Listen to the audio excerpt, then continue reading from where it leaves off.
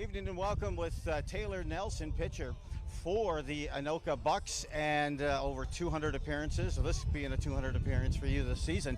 But talk to me what's different when it comes time for the playoffs. It's a slightly different game because most teams show up with all their guys, right? I mean, throughout the summer you got people with all sorts of different schedules and different things going on, but usually everybody kind of drops everything for playoffs, and so you see teams at their full strength. I think both teams tonight are missing their best players, Jackson Hauge for us and Cam Klein for them, but still two very good ball clubs. So great. You do go against Forest Lake, as you mentioned. Both teams missing one another, but what do you think you need to see from the Bucs tonight in order to get a victory? It starts with pitching. We got Hunter Smith on the mound. He throws a ton of strikes, gets a lot of ground balls, can still miss some bats, and as long as we're making plays behind him and doing what we can do at the plate, I think we'll be all right. So good. Well, this one was unplugged in this question, but I'd love to know, after all of those years as a Anoka High School graduate and all the baseball you've played for town team, is there a moment that sticks out for you? For me personally, it happened this year. Hitting a 3-run home run against the Fusion was kind of the highlight for me. They've always been a big rival when I was at Coon Rapids and here at Anoka, and it's always nice to hit one out against Blaine. So that was a highlight for me. That's a great highlight, yeah. A 3-run walk-off shot, and we hope... Not a walk-off, just a 3-run home run. I was just trying to embellish the moment, enhance it as much as we could. Hey, that momentum and a lot of great moments coming your way here shortly on QCTV as the Bucs take on Forest Lake. Touchdown! She hit the line on the far side, and the Rebels win. Stop playing! Stop playing! He connects! Rebels with their first lead of the night. And the Andover Huskies are your section champion.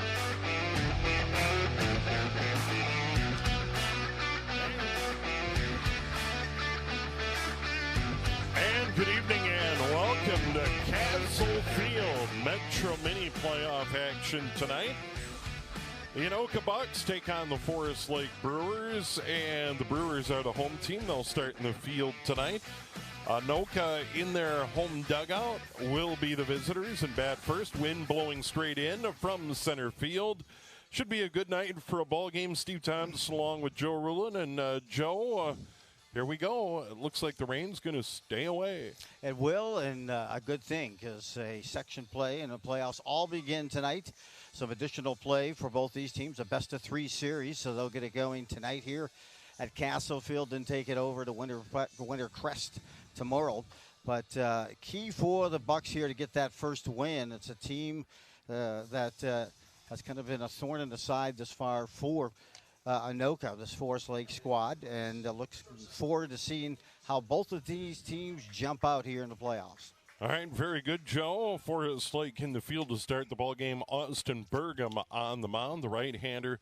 Joe Rydell behind the plate. We'll set him defensively momentarily. Nate Tillman leading off for the Bucs wearing orange. First pitch way up high, ball one around the infield. Starting at third, Brandon Rogers. At short, Jeff Brooks. At second, Nick Brown. And at first, Sean Graff. Outfield in the moment. Once again, Tillman looking at ball one. And there's a strike, 1-1 in the outfield for the Brewers wearing black. Yossi Scott in left field. Jed Hansen in center. Mike Schultz in right. The 1-1 on the way, and that's slap foul 1-2 to Tillman playing at shortstop for the Bucs here tonight. He comes in hitting .278 on the season, 117 plate appearances. Has a look at a 1-2 pitch. And that 1-2 flared over first, and it drops for a hit. Just kind of fell into no man's land by that first base line, and shallow right field drops in for a hit. So Tillman's aboard with a leadoff single, and that'll bring up second base, J.D. Wells. Okay, good hands, even though just the end of the bat, that was all he needed, and lifted that thing like an approach shot. Or, as you said, Steve, a flare just beyond first base into right field. Here's Wells, certainly a team leader and a veteran for the Anoka Bucs squad, digging in from the right side. A little bit about Pregame, the starter, in a moment, as he works from the stretch, checks the runner, and delivers outside ball one. Pregame real quickly this year, 2-1 on the season. 16 walks, 30 strikeouts, and an ERA just over 2. So he's been pretty successful for the Brewers this year.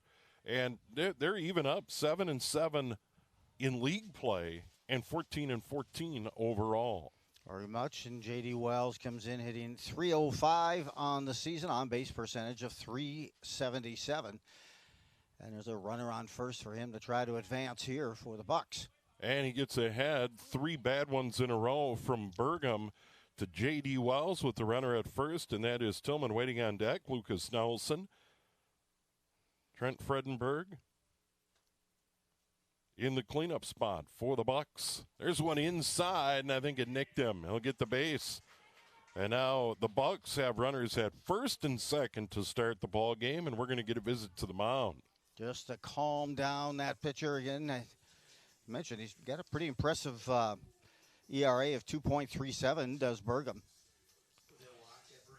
Batters faced 83, now 85, 19 innings pitched, and 30 strikeouts and just 16 walks. Actually, that 2-1 margin is not quite where you want it in terms of strikeouts to walks, but let's see what he can do here. Two runners on, no one out for the Bucs here in the first. Tillman at second, Wells at first. The batter, Lucas Nelson, playing in center field for the Bucs. And looks at one down low, ball 1-0. Bucs tonight are down one of their top players in Jackson Hauge. He is not here along with that .549 average. Lucas Nelson, not bad, though. .436 on the season. Looks at ball 2. A mark of adequacy, really. Yeah. Would you not? Adequacy at that level, yes. No, it's an impressive average as well. 17 RBIs, 12 doubles, triple, 3 home runs this year. Be a tough night to hit one out with the wind blowing straight out of the south here at Castle Field. They're blowing in from right, and it's still a pretty good breeze. And there's a strike now, 2-1. Backdoor breaking pitch that time from Pregame. Fredenberg due up next. There's one foul to the screen, right on it, but right back to the screen now, 2-2. Came inside on those hands and kind of locked them up on that swing. Looked like it was coming on the, just on the inside part of that plate. But nonetheless, we're juiced at 2 balls, 2 strikes. Number 2 is now hitting here for the Bucs. 2 on, nobody out. There's one inside. Now 3-2, full count. Here to Lucas Nelson, the center fielder. He tried to bring that breaking pitch kind of at that back ankle of that left-handed hitter. You still love those as a wheelhouse pitch, but you're seeing more and more pitchers going to that location. 3-2, slap foul. That is, I think, narrowing in on the Steve Thompson vehicle out in the parking lot. No. I park on the other side of the arena, the north side of the arena. There's no way to get to my vehicle. Steve, I saw a Sherpa drop you off here earlier tonight. Uber from where I park. 3-2. Way outside, gets by the catcher. It won't matter. The runners are just going to move up 1. And now they are loaded. So we had a single, a bloop single, a hit by a pitch, now a walk. And now it's going to bring up cleanup hitter, left fielder Trent Fredenberg. Now bad for the Bucs. Left fielder number 5, Trent Fredenberg. Fredenberg stepping in with that .352 average, and the bases now are juiced.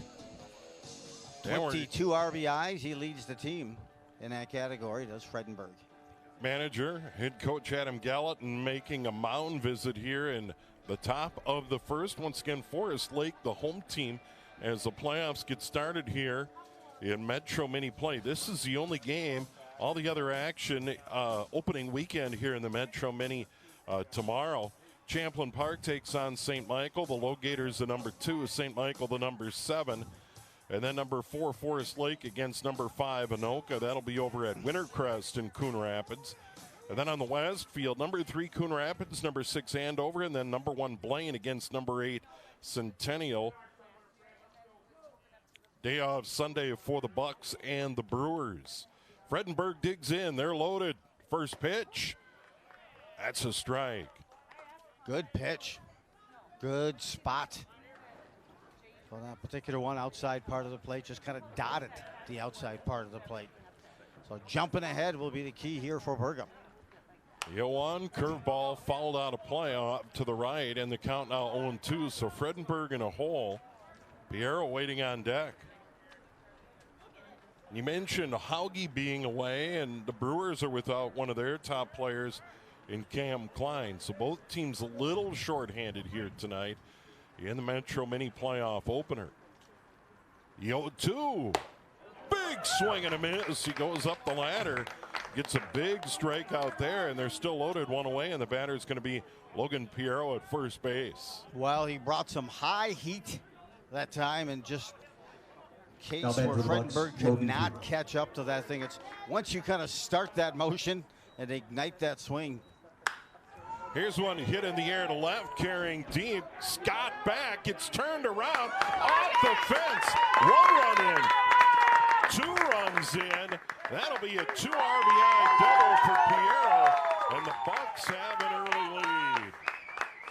I was going to say he slapped that thing into left field, but that hit the base of the fence in this one we were just talking about. Tough to hit a ball deep, at least out to center and in the right, but that one carried and just played in left field as left fielder was trying to take it over the top of his shoulder and find the location of that ball, but a nice double for Piero. And 2 RBI. That'll bring up Tanner Thompson, the right fielder, with 2 runners in scoring position and 1 out. Way up high, ball 1. Little extra adrenaline on that pitch to Tanner Thompson, a 265 average. So Tillman scores, Wells scores, Nelson at third, Fredenberg the strikeout, Piero at second, way outside, 2-0. Piero with RBIs number 10 and 11 on the season. And I was going to say, hey, if you can't get something across in this first inning when those bases are juiced, it does kind of sometimes affect you psychologically. And it's nice to get a couple across here, and a nice pitch. Outside part of the plate, some good movement. Pulled a string on that one, now 2-1 to Tanner Thompson. 6 Buck to bat here in the top of the first. Infield in. There's one up in the zone, now 3-1. Well, you know, I always say playoff ball is so much different in every sport. And typically, hey, when you come and watch and you're seeing some amateur ball going, some town team ball, those first few innings kind of fly by because everyone's kind of just getting into it. But it started right now. The infield is in on the grass. You can tell they can ill afford Forest Lake and the Brewers to give up any additional runs here in this situation. Pitch to Thompson, catches the outside edge. 3-2, 1 away. Runners at second and third. 2 runs already in for the Bucs here in the first. And there's called strike 3. Rings them up on the outside corner. And now there's 2 away. Good location, and hey, the umpire opened the fridge, grabbed the beverage, and shut the door right after Now it. batting for the Bucs, DH number 14, Gets the punched out, Nelson. called third strike. Here's Taylor Nelson for the Bucs digging in. Runners at second, third, now 2 out. And there's an off-speed pitch for a strike. Looked like Nelson might offer at it, but laid off, and it was a called strike. Nelson comes in with a 250 average. Of course, just before the game. Good pitch there. Just before the game, he shared that big moment.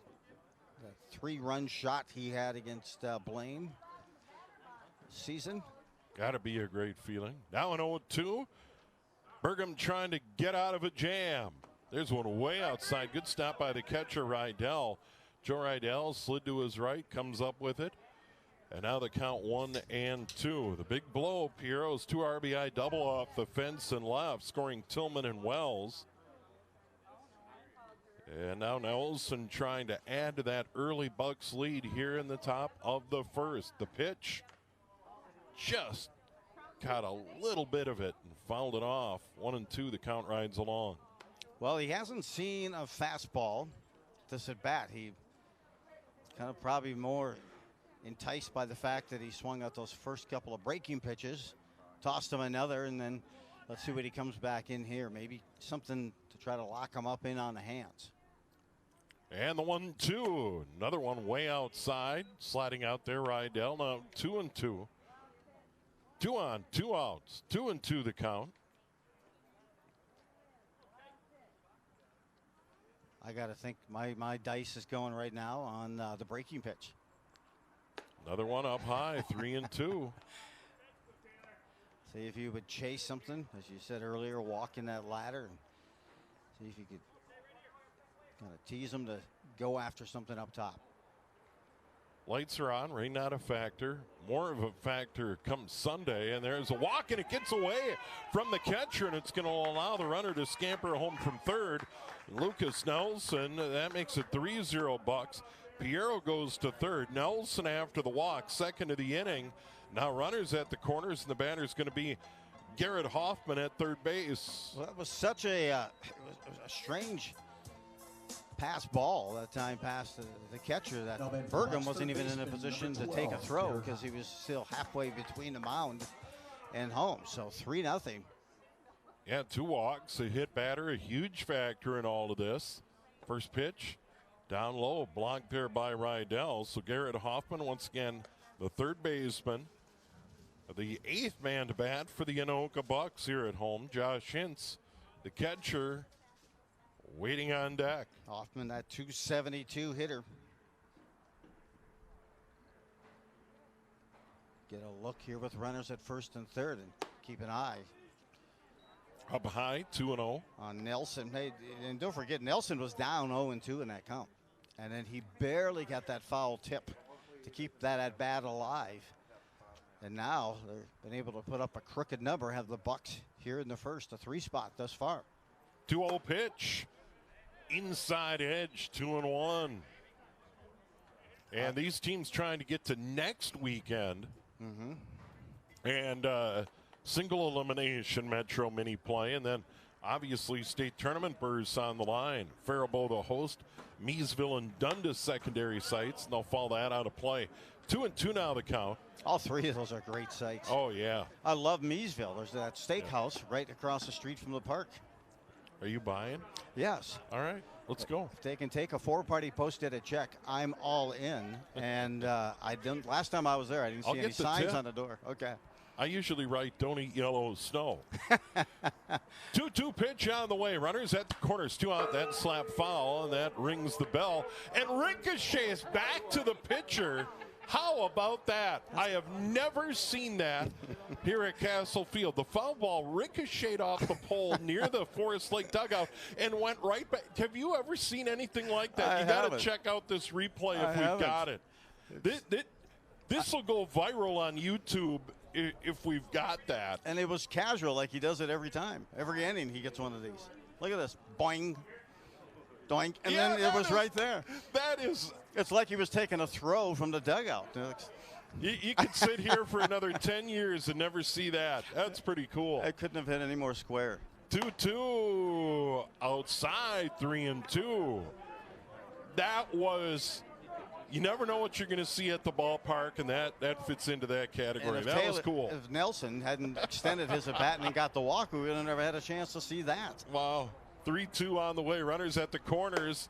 Big swing and a miss. So Bergam strikes out the side, but he gives up 3 runs on 2 hits. Walk 2, hit a batter, and the Bucs are off to a good start. After the first half inning, Joe, they lead it here 3-0 with Forest Lake getting set to come to bat. And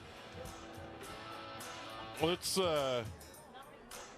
take a look at the lineup for Adam Gallatin and the Forest Lake Brewers here tonight. Here's their order, Joe. You got to look at the right field. Mike Schultz along with Sean Graff at first base. Jeff Brooks playing shortstop. Joe Rydell will be hitting fourth in the catcher. Meanwhile, Brandon Rogers will be at third, as he was earlier, in batting fifth, followed by Jed Hansen. In center field, Nick Brown at second. Yossi Scott, a name I just really like. Yossi in left field, and DHing for tonight's pitcher, Bergam, is going to be Austin Redkey. Balls Thank are you. So there Yeah, I you wanted go. that combination, a 1-2 punch. or 3 And for as you look at the 5, defensive goes set, to the Fredenberg in Bucs. left field, So, Nelson in center field, Thompson in right field, followed by Hoffman at the hot Extra spot, lucky, hot I think. pocket third. Tillman is going to be playing short. J.D. Wells, the manager of the squad, longtime second baseman, former St. John's player as well. Piero with a key, or a double to knock in 2 runs already here in the top half of the inning. Hintz will be behind the dish for the Bucs, and towing the rubber is going to be Smith. Smith comes in with some impressive numbers across the year, 3-3 for a record, 42 innings pitched this inning, and an ERA of 2.74, and the opponents are just hitting 208 versus Hunter Smith on the season. And we're getting ready for the Brewers, as you mentioned, Mike Schultz, Sean Graff, Jeff Brooks, the first 3 due up here to start the ball game. Forest Lake, the home team here in the ball game tonight, so they'll bat in the bottom of the first, even though we are at Castle Field. And the wind continues to blow in from center field, actually from right straight out of the south. Correct. Toward that Bucs third base dugout. And here's Schultz playing in right field against Hunter Smith, the Bucs starter. First pitch for him tonight is a strike, and that's one of the things you heard pregame, Joe, is that he will throw a lot of strikes, and I think the guys behind him love that. Schultz comes in, a 254 average. Here's one toward short. Tillman grabs it, throws it across in time, 1 away. Minimal pitches. And as you mentioned, Hunter Smith will get that ball across the plate. You're just not going to not real sure in terms of what the pitch is going to be, because he has several effective pitches. But he's going to keep the fielders active. Loves to get back, toe that rubber, and throw another pitch. Here's Sean Graff playing down at first base. And the pitch from Smith. Check swing and a strike. Graff comes in just under 300 for an average of 299, on base at 367. 11 strikeouts on the season and 17 ribbies. 4 home runs stand out to me in that line for him this season. He's definitely has some pop. 1 away, nobody aboard, 1-1 the count. Hunter Smith pitching to Josh Hintz. The batter is Sean Graff, and he'll look at another strike. 1-2 now the count. Another off-speed pitch that time, and Smith keeping them on their heels. And Smith isn't a real hard thrower, but throwing strikes is such a big part of it. And comes over the top and strikes him out. His first strikeout, quickly 2 away, and the batter will be Jeff Brooks.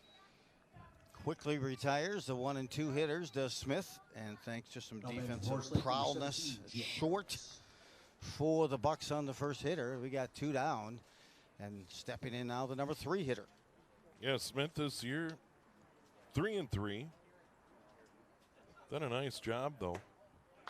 35 strikeouts, and that stands out. There's ball 1. Brooks steps in here, a 360 hitter. For the Brewers, looks back, takes that strike. 1-1 the count. You know, they always say, hey, track that ball. And some say never track it to the mitt. But I like to kind of track it. You can see where it hits, where the ump is going to be calling those strike zones as well. And now Smith again. I had 1 and 2. 2 away, nobody aboard. Bottom of the first. Bucs lead at 3-0. He waves that one way outside. So Smith strikes out the last 2. And Forest Lake goes 1, 2, 3. We have played 1 here on a breezy night at Castle Field, and the Anoka Bucs lead the Forest Lake Brewers 3-0 here on QCTV.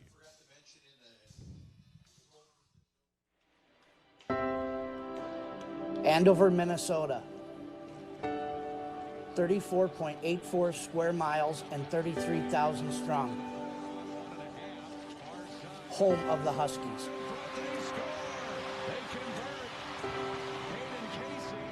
Residing in the state where hockey is king, with a new battle for the crown each winter. 16 teams, 14 games, 1 ultimate dream. For a moment there. Burgers track the goal! 15 seconds in the But in the end, only 2 teams reigned victorious in the state of hockey. Skated out in the corner. Andover has won the state title. Which makes Andover the city of champions. Zinda takes the lead pass. They come in across. Zinda shot. Rebounds. Your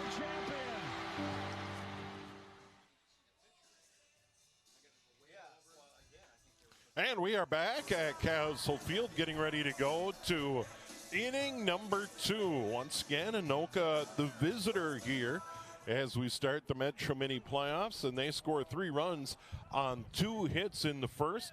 Meanwhile, the Brewers go down 1-2-3. So here we are to the second inning, and there are signs, Joe, by looking at the flag, that the wind's going to start letting up a little bit as we move into the later innings of this ball game tonight. Once again, Brewers and the Bucs play again tomorrow. They'll have Sunday off. If they need a third game, those third games in league play would be on Monday.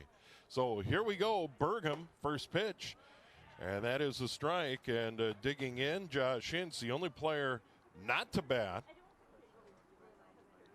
in that first inning, and the number 9 hitter, and he fouls one out of play. He's quickly behind 0-2. Josh Hintz, catcher. Trying to collect some at-bats. Limited game so far this season. This is game number 6. Meanwhile, he's sitting at about 222 clip. Just missed. 1-2 the count. 1-2 now. Austin Pregame. The 2 hits, 2 walks, hit a batter, and he strikes him out.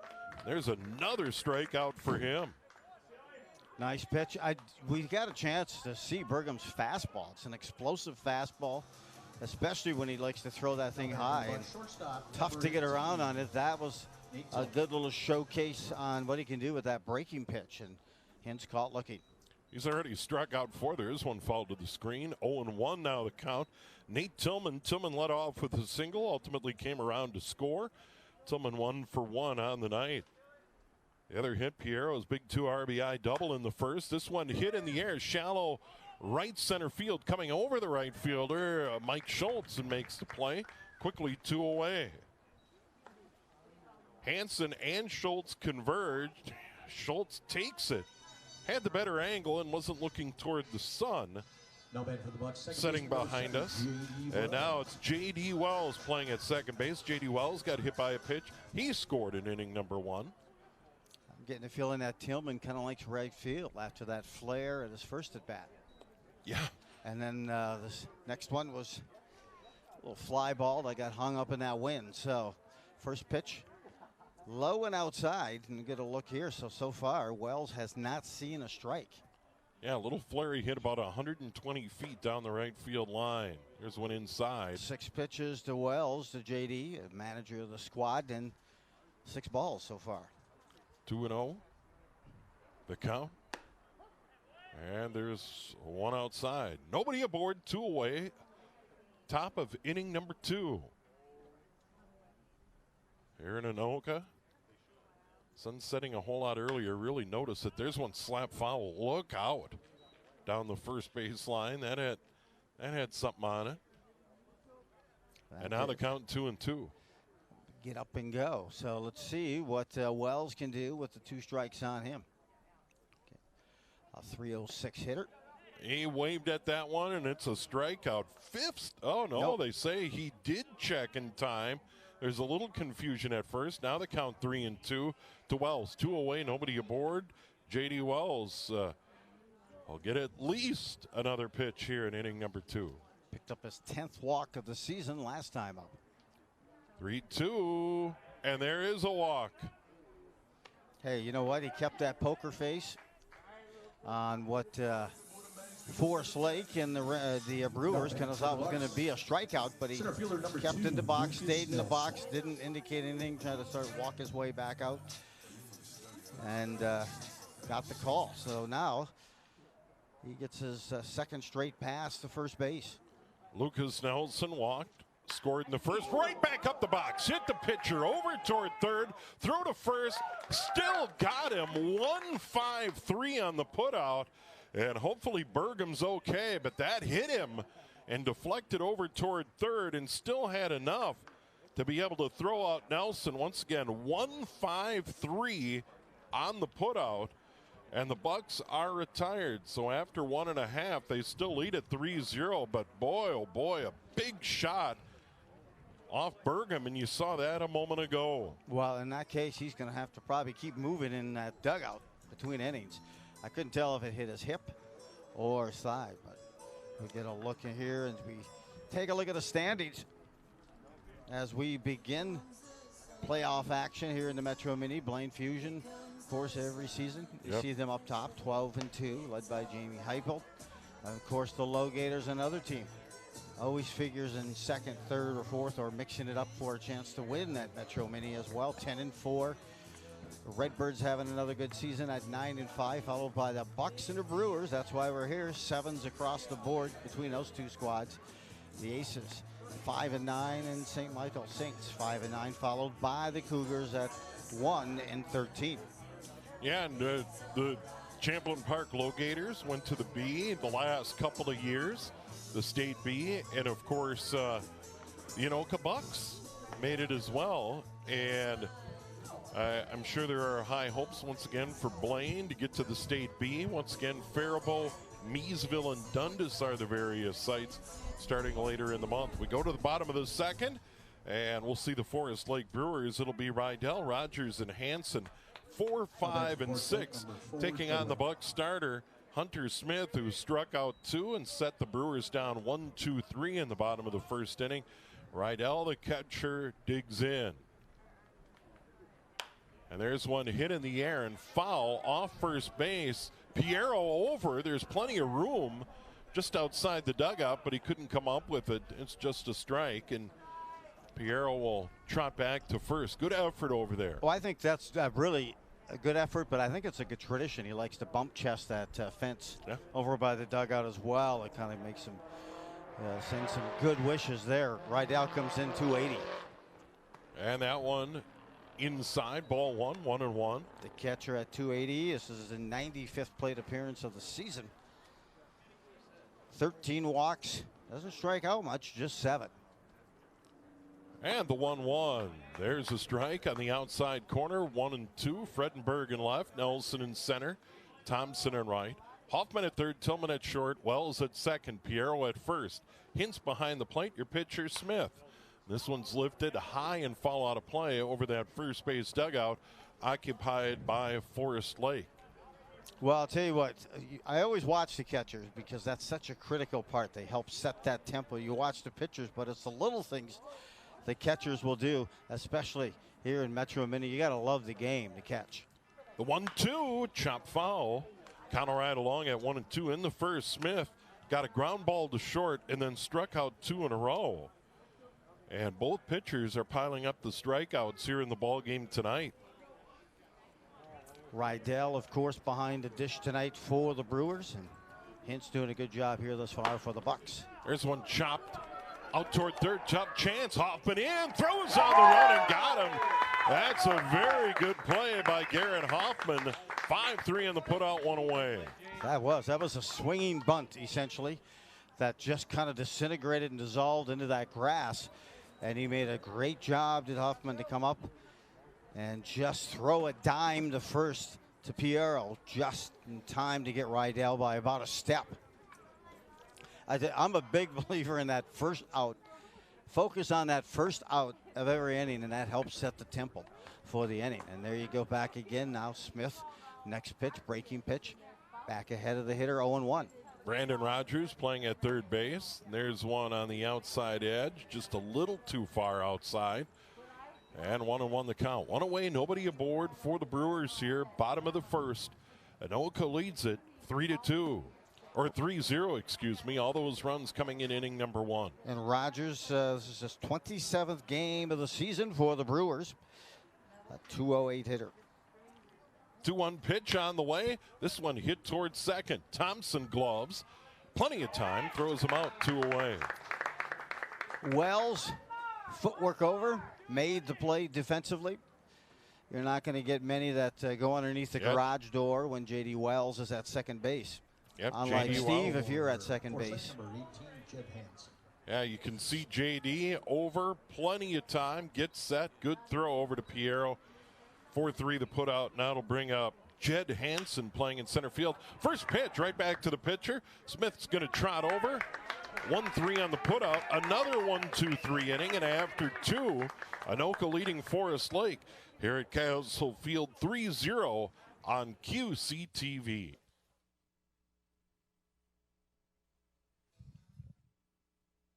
Type 2 diabetes can have a big impact on your life, but how can it be prevented?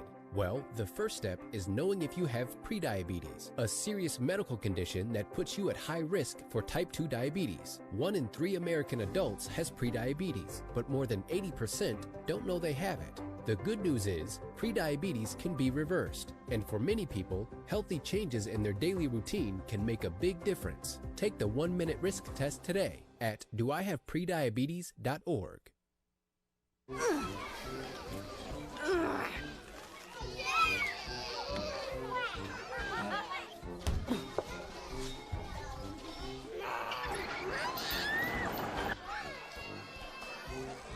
If you love them enough to crawl into a play place to get them to come down,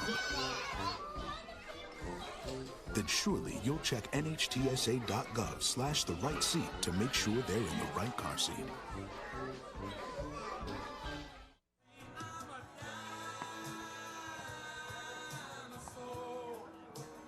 On to the third inning we go.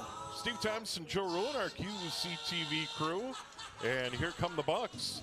It'll be 4, 5, and 6. Fredenberg, Piero, and Thompson to take on Austin Burgum, the Forest Lake Brewers starter.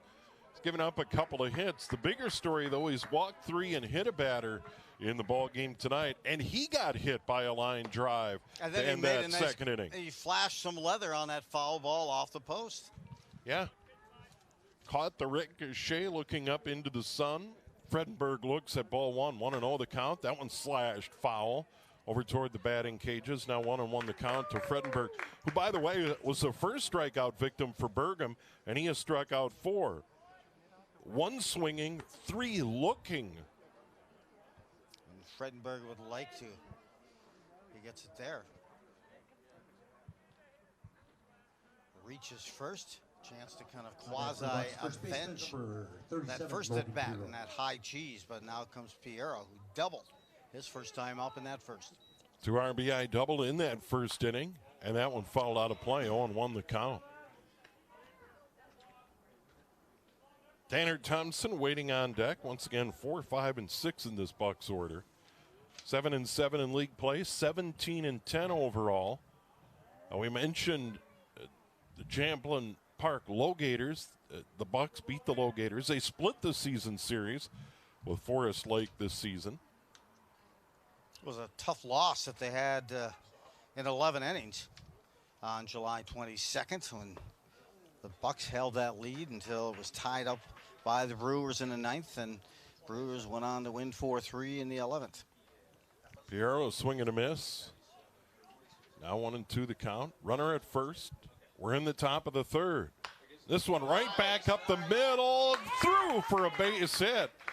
Runner will pull up at second, gets away from the center fielder Hansen for a moment, but not enough for Fredenberg to advance. So Piero, a solid single, his second hit of the game. That'll bring up Tanner Thompson, who struck out in the first. Hey, Piero with some good hands that time. Good pitch down low, but he threw his hands at that ball and took it right back up the middle. Pitcher could not knock that down in Burgum, and it just got beyond the reach of the shortstop. So now some mojo going here for the Bucs in this third inning. 2 runners on. They loaded him up in the first with nobody out. End up getting 3 runs there. Now runners at first and second. Thompson the batter. Once again, strikeout victim. That all the way back to the screen. And as you may have heard in Major League, just a little bit high. I actually thought he was trying to hit a mascot. Yeah. On that one, but no mascot to be had on that field. Had a little Bull Durham run there. So runners advance to second and third, and they need to bring that infield in. So a wild one there off the arm of Burgum. And now the 1-0, and that's ripped foul. 1-1 the count. Infield in for the Brewers. Hey, if it were bases loaded, you'd probably see first and third on the grass and second short a double play dip. But right now, second and short, a step in on the grass already, and first and third a tight as well. Bergam's pitch outside.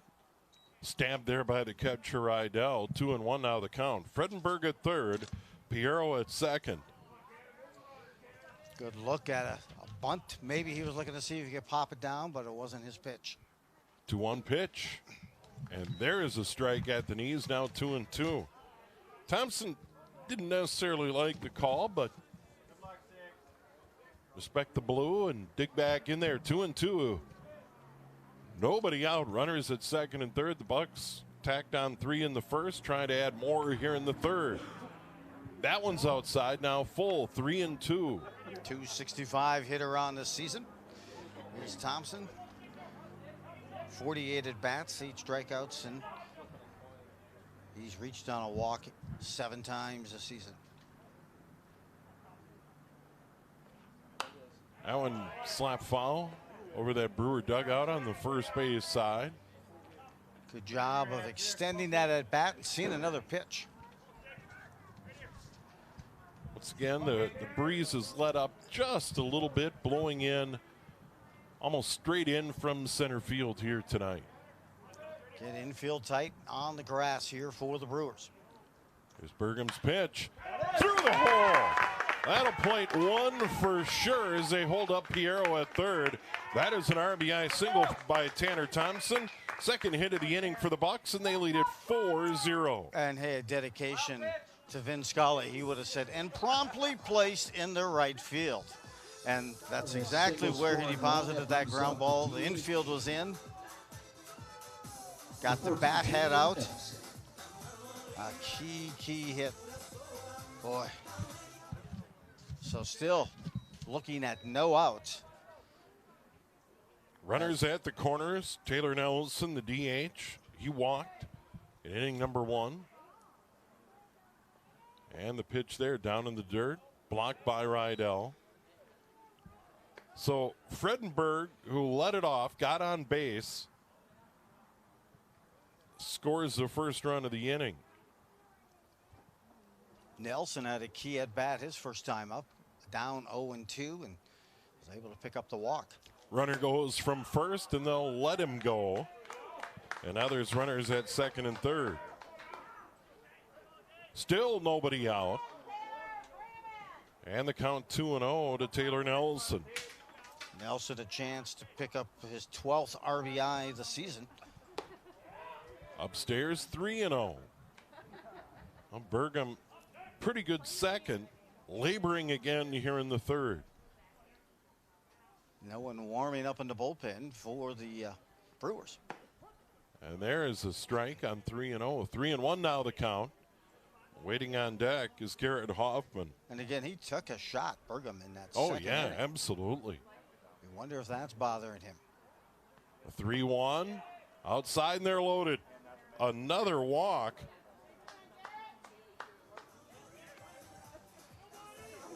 That is the 4th given up by him in the ball game. And now we have another meeting on the mound. Heading out there is Adam Gallatin. And as you pointed out, he's going to get the ball, and he's going to head out of the game. And coming in from third is Brandon Rogers. So Bergam leaves. Rogers will come in from third and will likely get some movement here on the infield. And Rogers, get you some of his numbers. He's pitched 14 and 2/3 innings so far this season. On the days, he's ERA of 2.52. Opponents hitting about 400 on him so far this season. So you got to wonder if that shot to the hip, maybe something stiffened up on the bench, or just that torque you use when you pitch can be affected there. But nonetheless, It'll be a pitching change for Forest Lake as we are just in the third inning. And, you know, when you try to look at pitchers used and arms remaining as you're just starting the playoffs, you want to try to minimize that. And right now, here in the third with just one out or no outs, it'll be the second pitcher of the game for Forest Lake. So Rogers into pitch. Austin Radke goes from the DH spot out to second base. And then we would assume that it was Brown that goes over to third base. We haven't been able to confirm that. We haven't been able to see a number. But we do know this. There's one in. They're loaded, and the batter is Garrett Hoffman. And it is. Team average this season for the Bucs of .313. Meanwhile, a team ERA for the Forest Lake squad, they came in with a ERA of 4.03. So here's Hoffman with a chance to blow it open, and that one's outside ball one, 1-0. Hoffman struck out to end the first. He's 0 for 1. Hintz waiting on deck.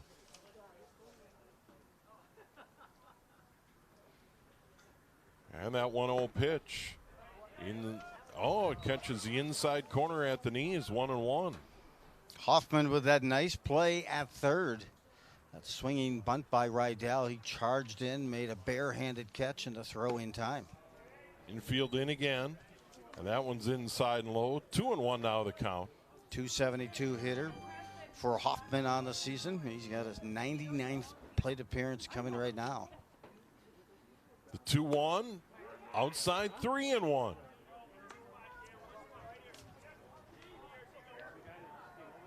So nowhere to go. The batter is the pitcher is Brandon Rogers. That one's outside. And the Bucs get a run via the walk. And Hero trots in. Hoffman Thompson to third. Nelson to second. Got it, and Hoffman gets an RBI for that walk, so they'll be able to flip the lineup after Hintz. And here's Hintz struck out to start the first. The air loaded, still nobody out here, top of the third. And Rogers pitch down low.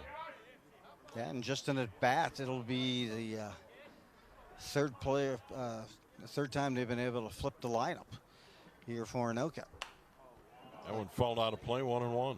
Hintz would love to get some mojo going with that bat. Comes in hitting .220. And again, just sometimes a lack of plate appearances, being able to see enough pitches, and he'll get that opportunity here tonight. 1-1.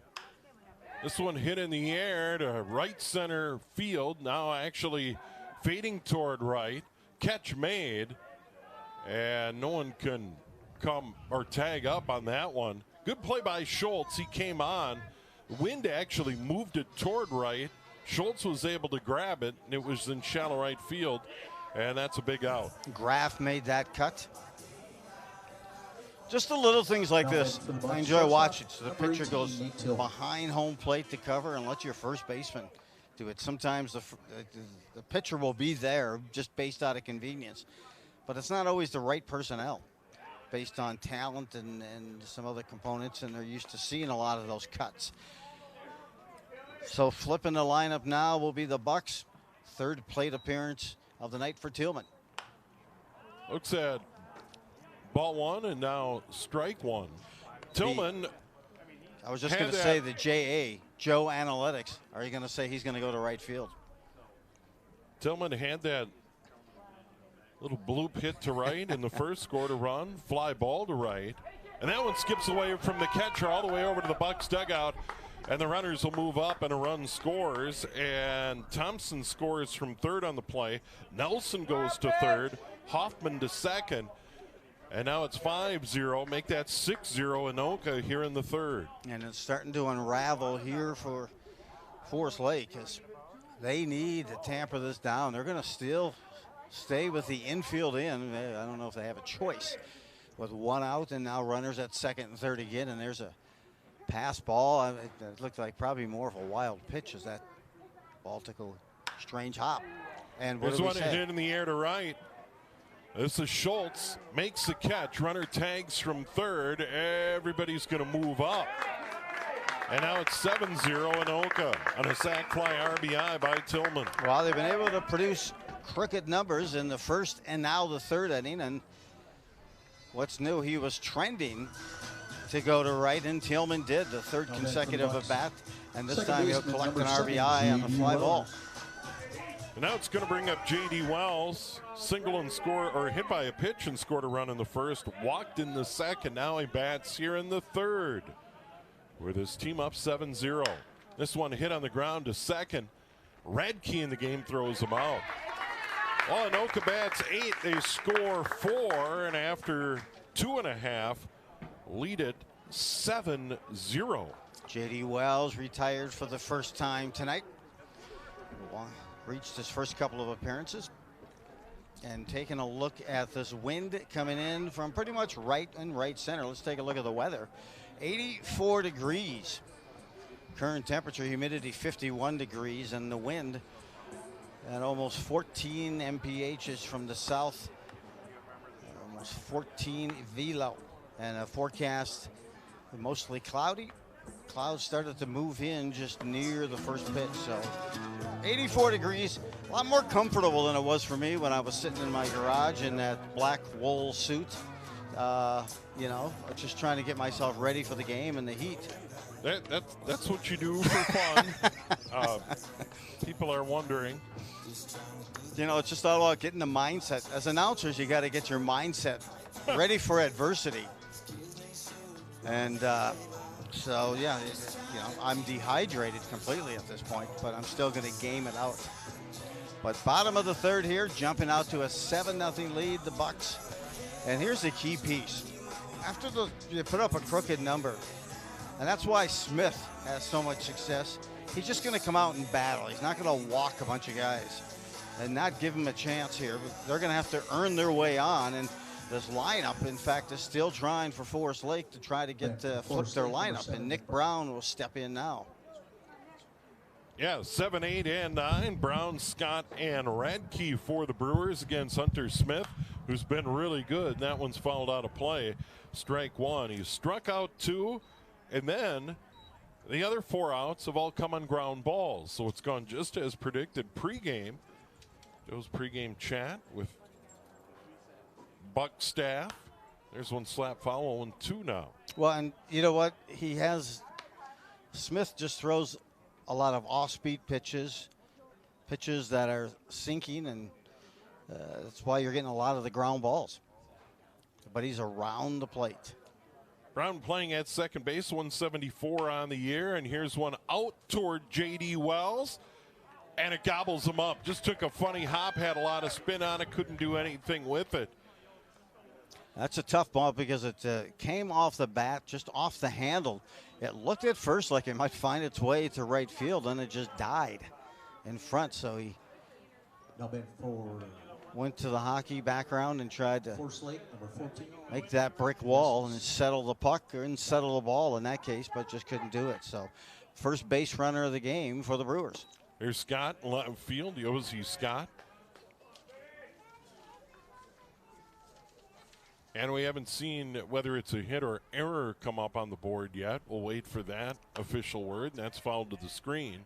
Scott comes into this contest, 16th game of the season for Yossi. 225 hitter, 295 on base percentage. And tied for the team lead in stolen bases. Trying to battle back here. Here's one chopped toward third. Hoffman charges, throws a dart on the run, and got him on a play. Second, grade A defensive play for Garrett Hoffman in the ball game tonight. Hey, nice transfer from the glove to the hand, and he just kind of decided he was going to just reload and make sure he gets a solid throw. And did. Through the strike. Just got that runner, but he needed that extra velo to gun down the fast Scott. So there's Radke, Austin Radke. It started out as a DH, moved in defensively to play second when the starting pitcher, Pregame, was pulled. And he looks at strike one from Smith. First base runner of the game was Brown, reached on an error. He is at second base with one away. Here's one he hit high in the air to left field. Fredenberg comes on, has it all the way. The old can of corn, Joe. It was. Brown came in on that at bat, hitting 250. But here's the key thing. You had a runner at second. Number 6, Mike Schultz. Just got to stay focused as a pitcher, because that's sometimes the worst enemy of a pitcher, when they have a 7-0 lead and they just kind of go through those motions. But you're seeing Smith staying on task here. They got to get a goose egg, especially if they just flip this lineup and now they got the number 2 hitter. Here's Schultz. Excuse me, the number 1 hitter in Schultz. Schultz grounded out in inning number 1. He is 0 for 1 and falls one. And it's now 0-1. Good job by Hunter Smith, the Bucs starter tonight, in command. Only base runner reached via an error. Here's one out into right. That's going to drop for a hit toward the line, and Karam all the way over to the chalk. Runner all the way around second, and will score. And that is an RBI single for Schultz, and Forest Lake on the board. It's now a 7-1 ball game. Well, and you know what? I just hope I didn't jinx Smith, because if you're Forest Lake, you're looking for any sense of momentum Number 35. and anything to get going here. And so, hey, the number 1 hitter gets a key hit, gets their first run of the game, breaks up that goose egg, and it's now 7-1 Forest Lake. But stepping into number 2 hitter in Graff. Sean Graham struck out in the first, looks at strike 1. 2 away here in the third, 1 run in, an error and an RBI single for Schultz. And this one towards short. Tillman grabs it, goes the short way to second, and J.D. Wells 6-4 on the putout. But the Brewers get a run on a hit and an error, and they leave one. And after 3 complete, the Anoka Bucs leading the Forest Lake Brewers 7-1 here on QCTV. If I could be you, and you could be me for just 1 hour. If we could find a way to get inside each other's minds. Walk a mile in my shoes. Walk a mile in my shoes. Well, before you abuse, criticize, and accuse. Walk a mile in my shoes. Okay, Dad. 1, 2, 3.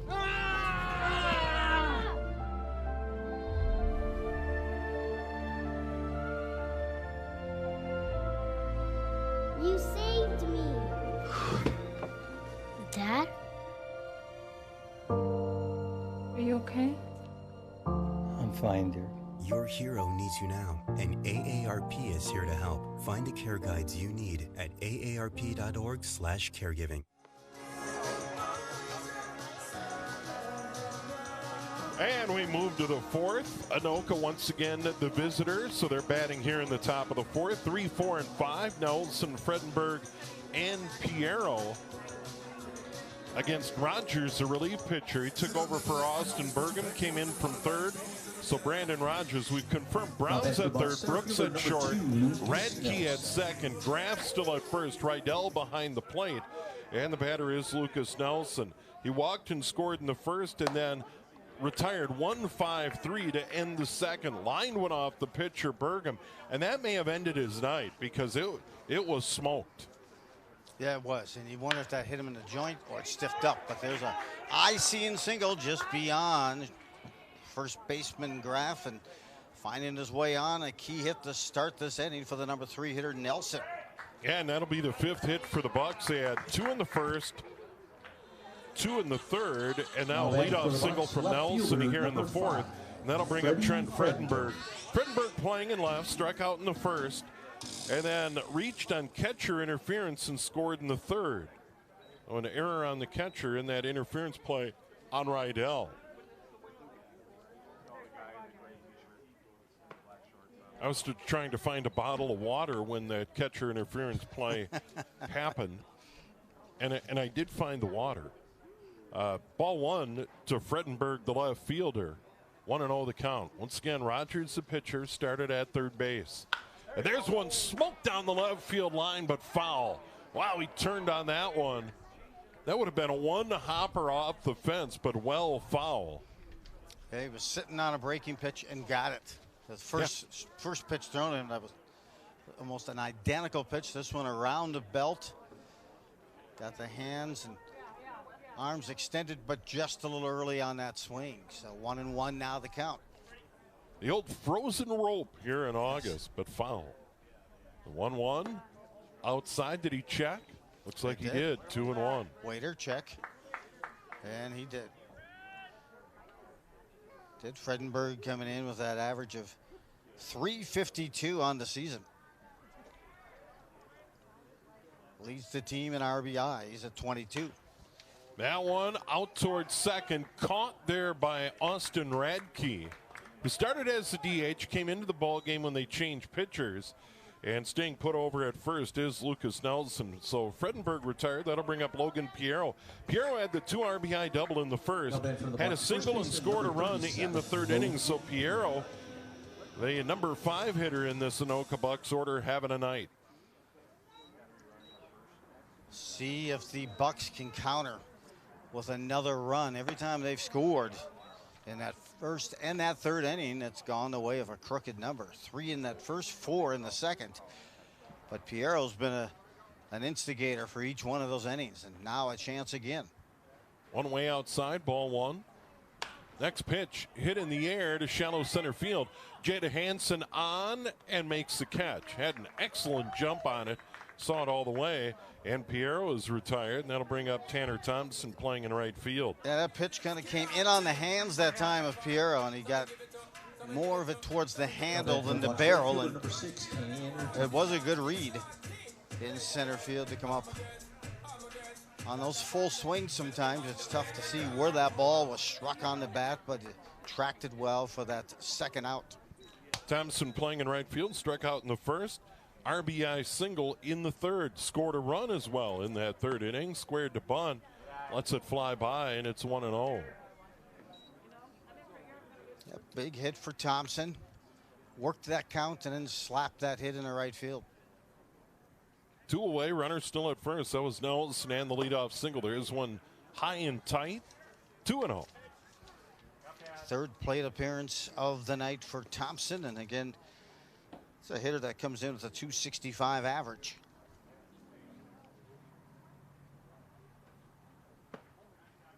Here's one down low, 2-1.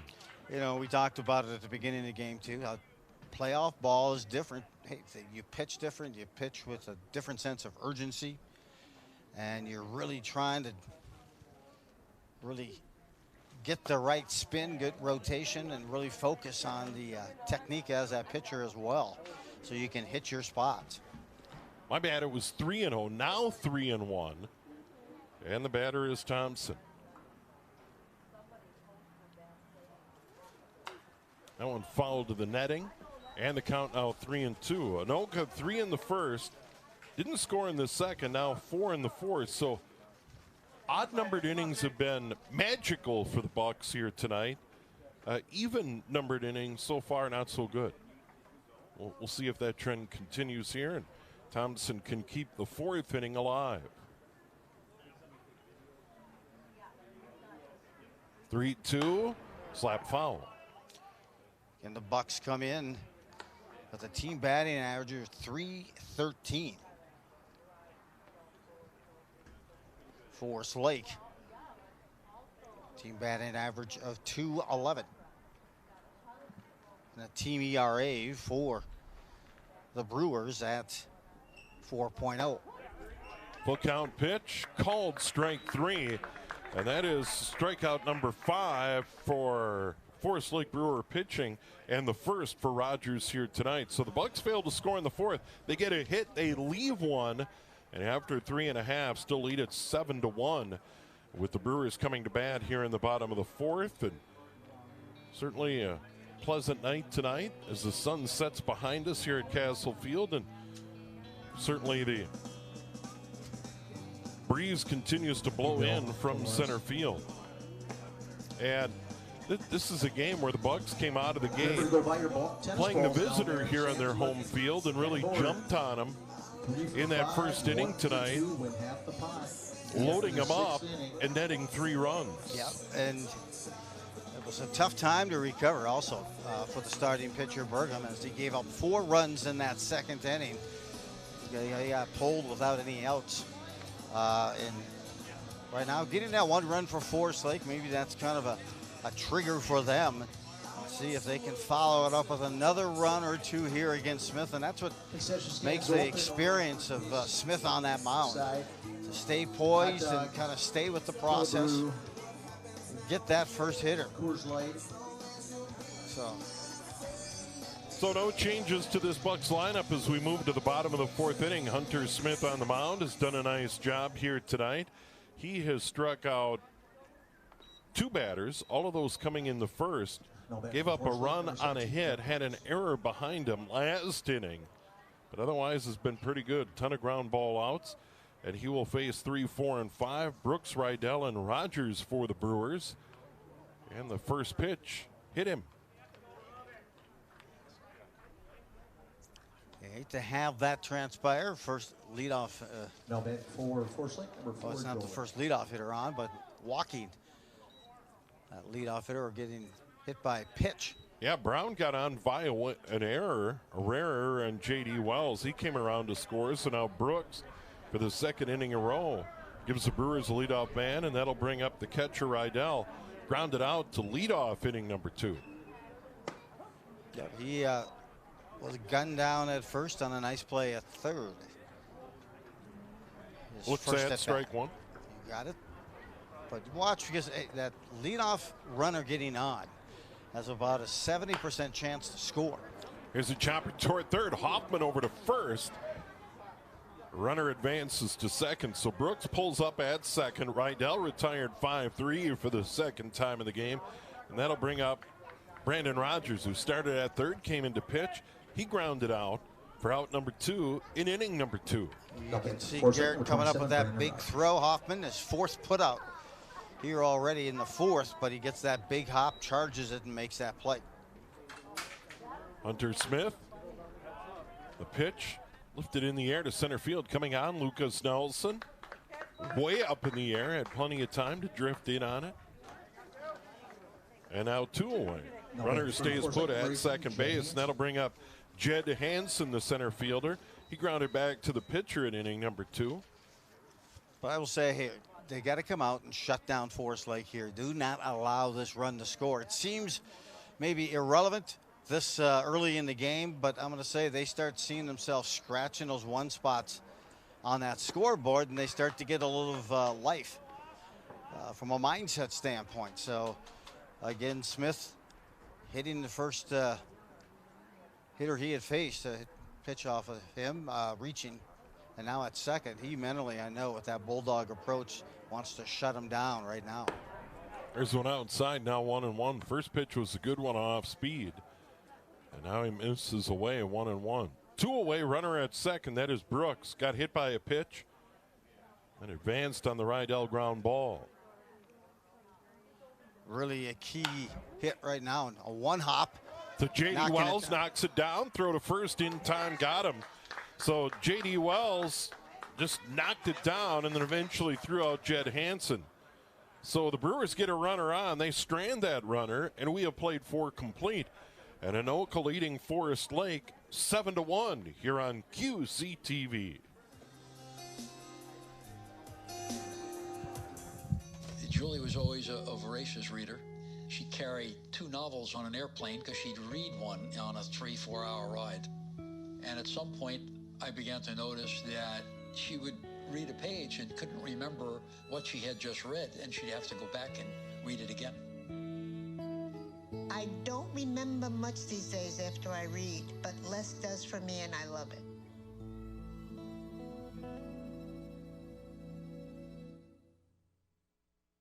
When I never graduated from high school, I realized I wanted to go back to school because I didn't want to work these back-breaking jobs the rest of my life. With the help of my father and having my son, that was all the motivation that I needed to come back to school. I felt accomplished, made me feel that I could take on whatever challenges life throws at you. Find free adult education classes near you at finishyourdiploma.org.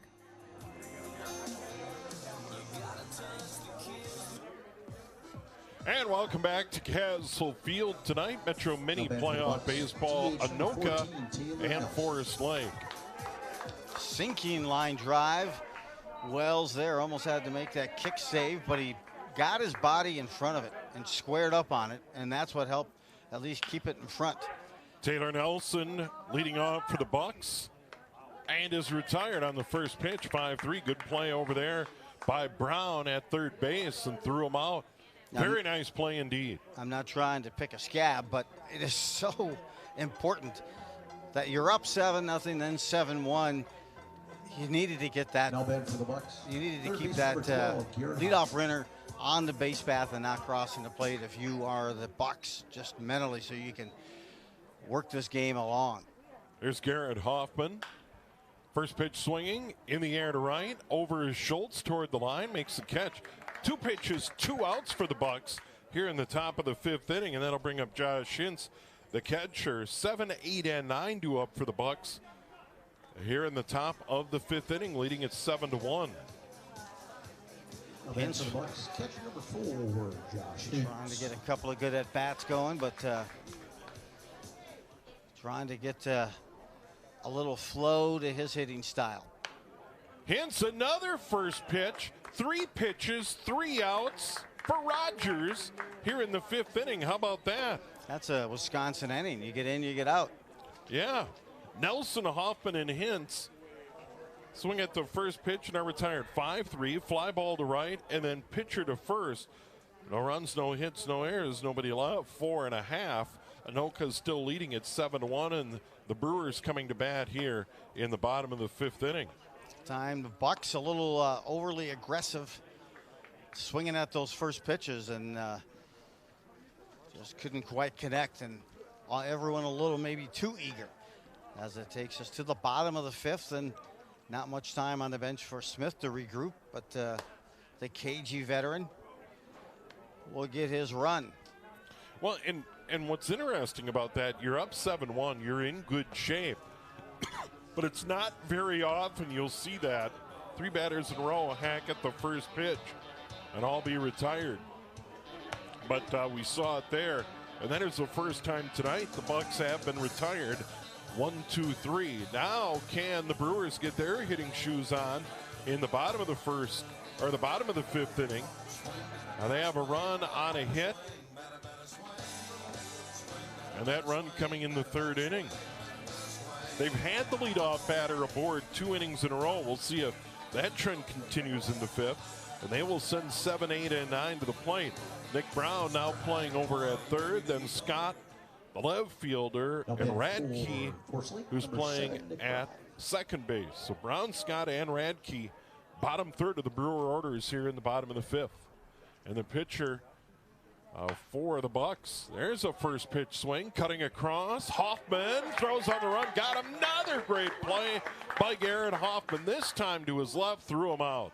I mean, that shows he has that focus at 3rd, because if he didn't get the jump, it was going to be close at first if that ball rolled all the way out to short, and he was pouncing on it. 4 pitches, 4 outs. Going back to the last half, here's Yossi Scott. I think he's going to take one all the way. Let's see what happens.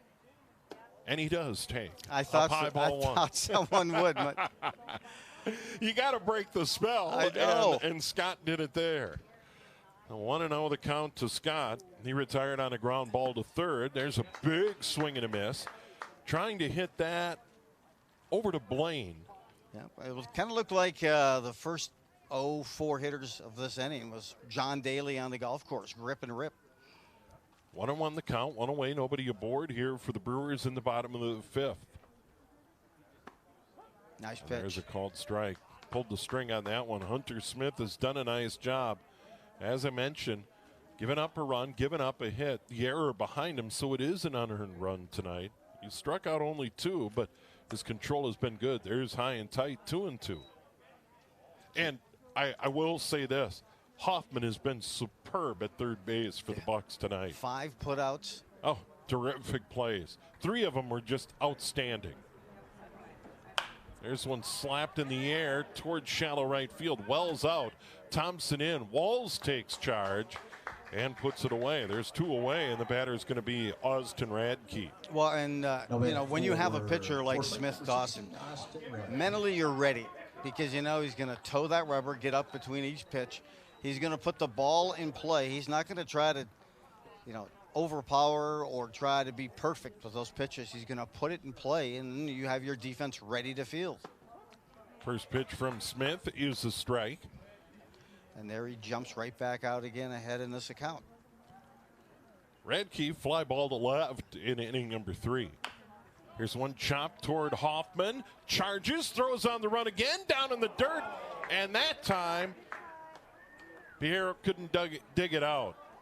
And that ball that was a like, tough chance. It looked like that got kind of jammed in his glove. I'm not sure he got a full hand on that throw or first couple of fingers out there to get a grip. But you could see that was right there. Maybe had it, but just off balance a bit. And Piero couldn't dig it. And now a runner at first, 2 away, top of the order, Mike Schultz. Schultz had an RBI single in the 3rd and then a ground out way back in inning number 1. Here we are in the 5th. And the Brewers trail the Bucs 7-1. There's one on the outside corner and a strike. Well, and you got to keep in mind that right now, probably 80-85% of those balls that have been hit by Forest Lake have been induced ground balls. Motion on that ball coming down. There's one chop foul, 0-2. So they're getting their fielding. They're really not squaring up. They had one at second that was a sinking line driver. Wells got in front, squared up, and made the play. Otherwise, it's been off the handle. Schultz, right fielder, fouls one into the netting.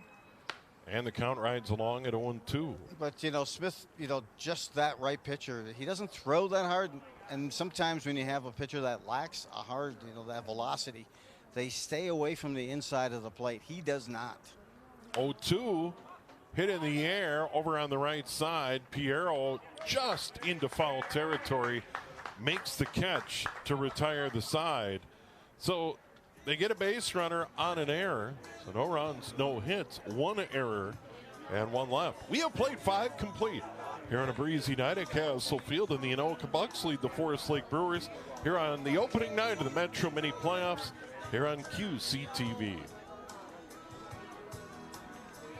When I was in foster care, I never knew when I would have to move, so I always had my suitcase ready to go. Then one day I was adopted. My new parents opened their hearts and home to me. My parents cook my favorite breakfast for me every morning. My parents take me on trips I never thought I would go on. They gave me a home and an even better reason to use that suitcase. My parents aren't perfect, but they're perfect for me. Hey, Bobo, do trees tell each other stories? I'm sorry. I'm afraid I don't know that. Hey, why don't we go find out? Listen. Do clouds take naps? I couldn't tell you. Dad, do stars visit their friends? Look!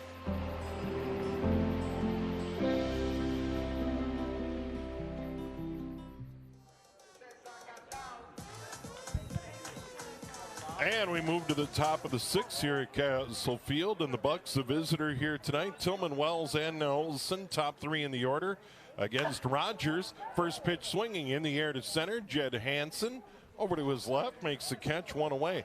Now that is the 4th consecutive out for the Bucs. I knew that was first pitch. I knew that was coming back. Yes, you're correct. It is.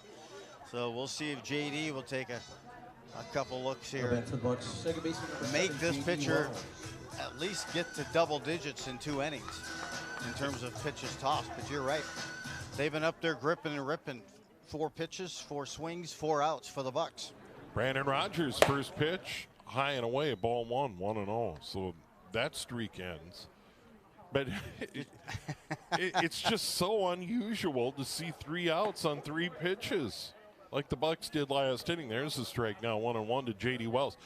By the way, J.D. hit by a pitch, scored a run in the 1st, and then grounded out in the 3rd. There's one low and away, 2-2.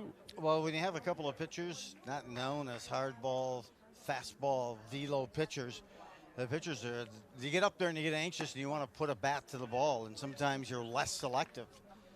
And you think, okay, I don't get this one, I'll get another one I like. But then you start getting into a bad habit of just taking cuts on pitches you typically wouldn't.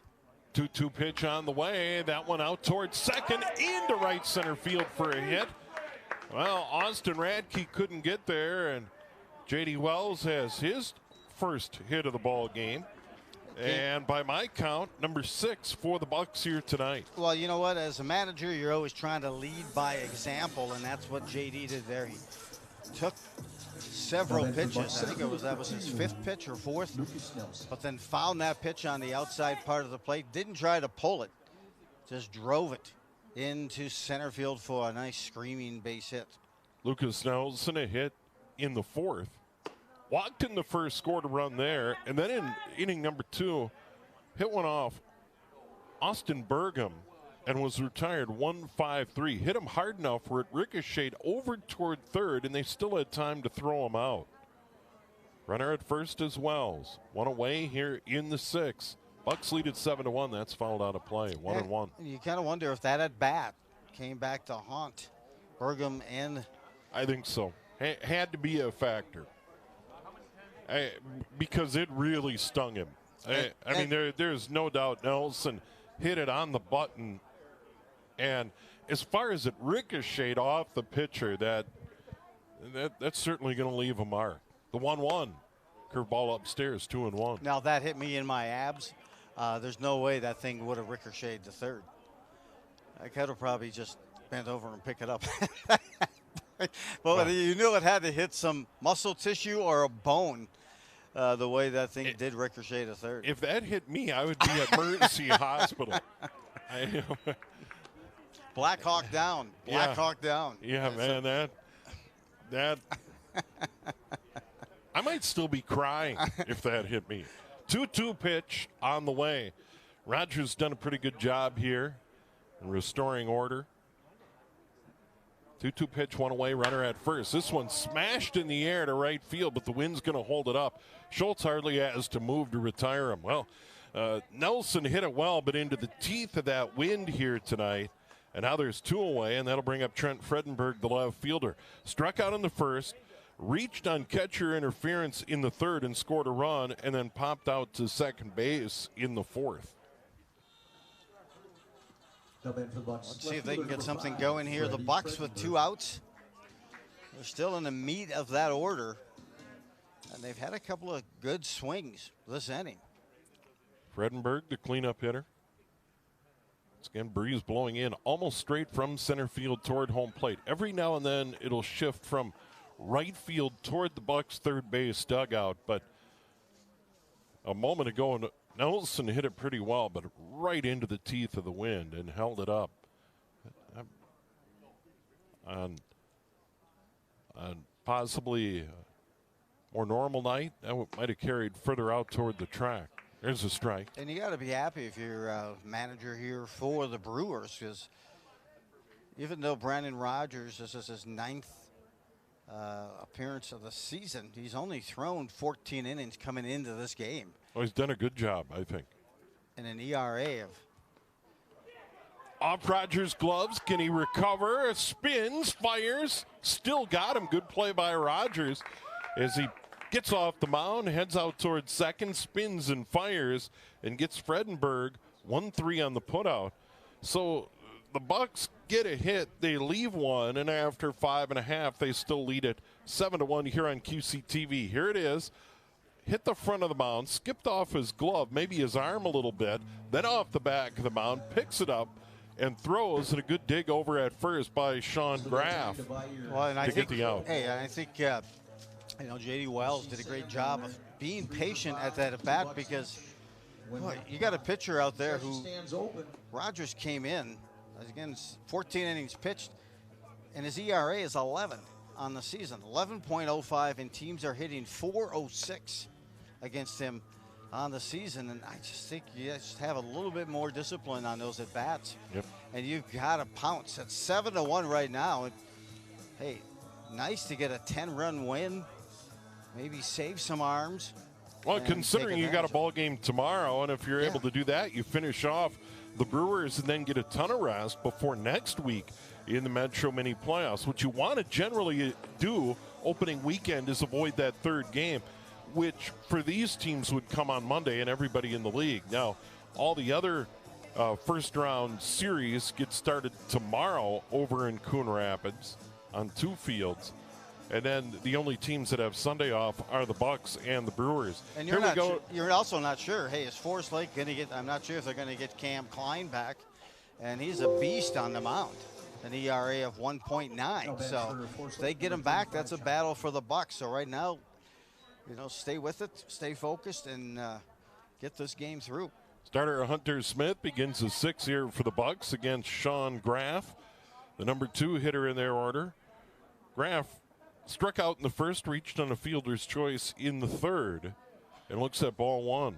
Well, Smith has been around the zone all night tonight. He's picked up a couple of strikeouts. Those came way back in the first inning. He hit a batter, but most importantly, Joe, hasn't walked anybody. 1-1 the count. Correct. And he's induced, like I said, about 80% of the outs have come via a ground ball. And you learned about that pregame tonight, that he gives up a ton of ground balls. There's a strike, swing and a miss, 1-2. That he is around the plate and gets ground balls, and that's what we have seen here tonight. And he's got to really be a fun guy to play behind defensively, because he does throw strikes and works generally quickly. There's a swing and a miss, and then it was dropped by the catcher Hintz. He picked it up, tagged him out, and there is one away. And that's the first strikeout since inning number 1, his 3rd overall, and that'll bring up Jeff Brooks playing at shortstop. Brooks struck out in the 1st and then walked in the 4th to lead off the 4th inning. Bucs wearing orange. There's a big swing and a miss. I would assume the black and orange, tip of the cap to the Halloween capital of the world, just to guess. The 0-1. There's one fouled, 0-2, and why not? I don't want to think about autumn. It's coming up quickly. I'm not even going to begin. Yeah. I want to savor. And when I was sitting in my garage today in that wool jumpsuit, black jumpsuit, you got to put that online, Joe. The 0-2, and that's a little flare into center field down for a hit. Nelson will pick it up and relay it, but a 1-out hit for Brooks here. It's just a flare off the end. Good pitch, but just enough of that swing to carry it beyond the infield. You can see that. He just throws it inside, doesn't allow him to extend. Second hit for the Brewers. They have 1 on, 1 out. And the catcher, Joe Rydell, the cleanup hitter, he is grounded out to Garrett Hoffman at 3rd. Not once, but twice. There's one outside. Ball 1, 1-0. Yeah, but I mean, you look at Smith, even when he misses, he doesn't miss by much. It's not a wild throw. It's not one that the catcher's Hins is having a lunge at. Around the plate. 1-0. Chop toward 3rd, cutting across Hoffman. Short wave for 1. On to first. Double play around the horn. 5-4-3. Started by Hoffman to Wells. Over to Piero. And the Bucs are out of the inning. We have played 6. And Anoka leading Forest Lake 7-1. Here on QCTV. Okay, it's that time. Over by the Bucs dugout is where you're going to be throwing from the bullpen. Stand is precise. No margin for error. Dare to forget that. Dare to have fun with it. Get weird with it. Dare to send those old STEM theories flying past the neighbor's house into outer space. Dare to program something internet-breaking, record-breaking. Dare to blow their minds. Dare to learn the difference between sedimentary and metamorphic rock. Go find those rocks. Dare to keep daring. Dare to STEM. Check out She Can STEM to get started. Hey guys, it's me, Isabella Gomez, filling in for Smokey Bear because he's got more to say than just... Only you can prevent wildfires. Like, if you're outside enjoying a barbecue, don't let a hamburger distract you from fire safety. Make sure you aren't dumping your hot coals or ashes onto the ground because that could start a wildfire. So take wildfire prevention seriously and let's save the world one day at a time. Juntos con Smokey Bear, podemos hacerlo. Go to smokeybear.com to learn more about wildfire prevention. And we move to the 7th inning. Steve Thompson, Joe Rulin, our QCTV crew here on a Friday night at Castle Field in Anoka. And 3 runs for the Bucs in the first, 4 in the third. The lone run for Forest Lake comes in that 3rd inning. And the pitchers have certainly settled down. And one of the guys who's done a nice job, Brandon Rogers, for Forest Lake, as he gets ready to start the top of the 7th inning. He'll see 5, 6, and 7. Logan Piero, Tanner Thompson, and Taylor Nelson. Moving a little closer. Yeah, coming out for his 5th inning of work. We got everybody over there. They're having a tennis ball toss out to a bucket near the left field line. On a count of 3. Everyone's going to throw it, and I think if it's in, they get to collect half of the money for the one that's closest. There's one nudged right up close to that, but anyway, they're taking final warm-up tosses, as you mentioned, Steve. They do. They go tomorrow again at Woodcrest. Same matchup here. Again, one of the key players out for the Brewers tonight has been Cam Klein. And we got a winner that was up pretty tight. Looked like a hole-in-one almost. Of course, out, at least for tonight's game, has been one of the top hitters for. Thanks for supporting Metro Mini Baseball. This Bucs squad in Hauge, Jackson Hauge. He's a .549 hitter, so let's see what they can do. Get something going here in the top half of the 7th. All right, so we have closest ball. We have Chuck Puck. What I'd love is the prize to be a chicken dinner, so the PA announcer could say, "Winner, winner, chicken dinner." Yeah, wouldn't that be awesome? I'd love that. Well, it sounds like you've got yourself a new promotion. Donate a chicken Thompson. Dinner somewhere. First baseman. Logan Piero, Tanner Thompson, a good Taylor Nelson. Chicken. And there's one chopped toward third. Foul ball. Just foul. Getting over there was Brown. And let's just see, hey, I'm all for gripping and ripping and picking that speed up of the game as well, but they seem to be doing better. Boy, it just went over the bag just on a weird carom there. It's just inside the line, but let's see if they can wait their pitch again. Here's Brooks. Up. Throws high. Brought down by Graff at first and tags him out. That'll go 6-3. And they just seem to be less selective as this game's going on. I'll be honest, I didn't think this pitcher was going to be able to make it through 5 innings. And that's what he's done so far. He's putting it around the plate, and the Bucs, even though they're up 7-1, just kind of pouncing at that first pitch or 2. Piero, by the way, 2 RBI double back in the first, had a single and a run scored in the third, so he's had a good night. Now Tanner Thompson struck out in the first, RBI single, scored a run in the third, then struck out in the fourth. So feast or famine for Thompson. Here he is with 1 out, nobody on in the 7th. Watches 2 pitches and 0-2. Typically watches that first pitch from what I've seen tonight anyway on his previous at bats as well. 0-2, outside 1-2. Yeah, and once again, Rogers takes over and has really done a nice job in just exactly what the Brewers needed, is giving them some length tonight, giving them a chance.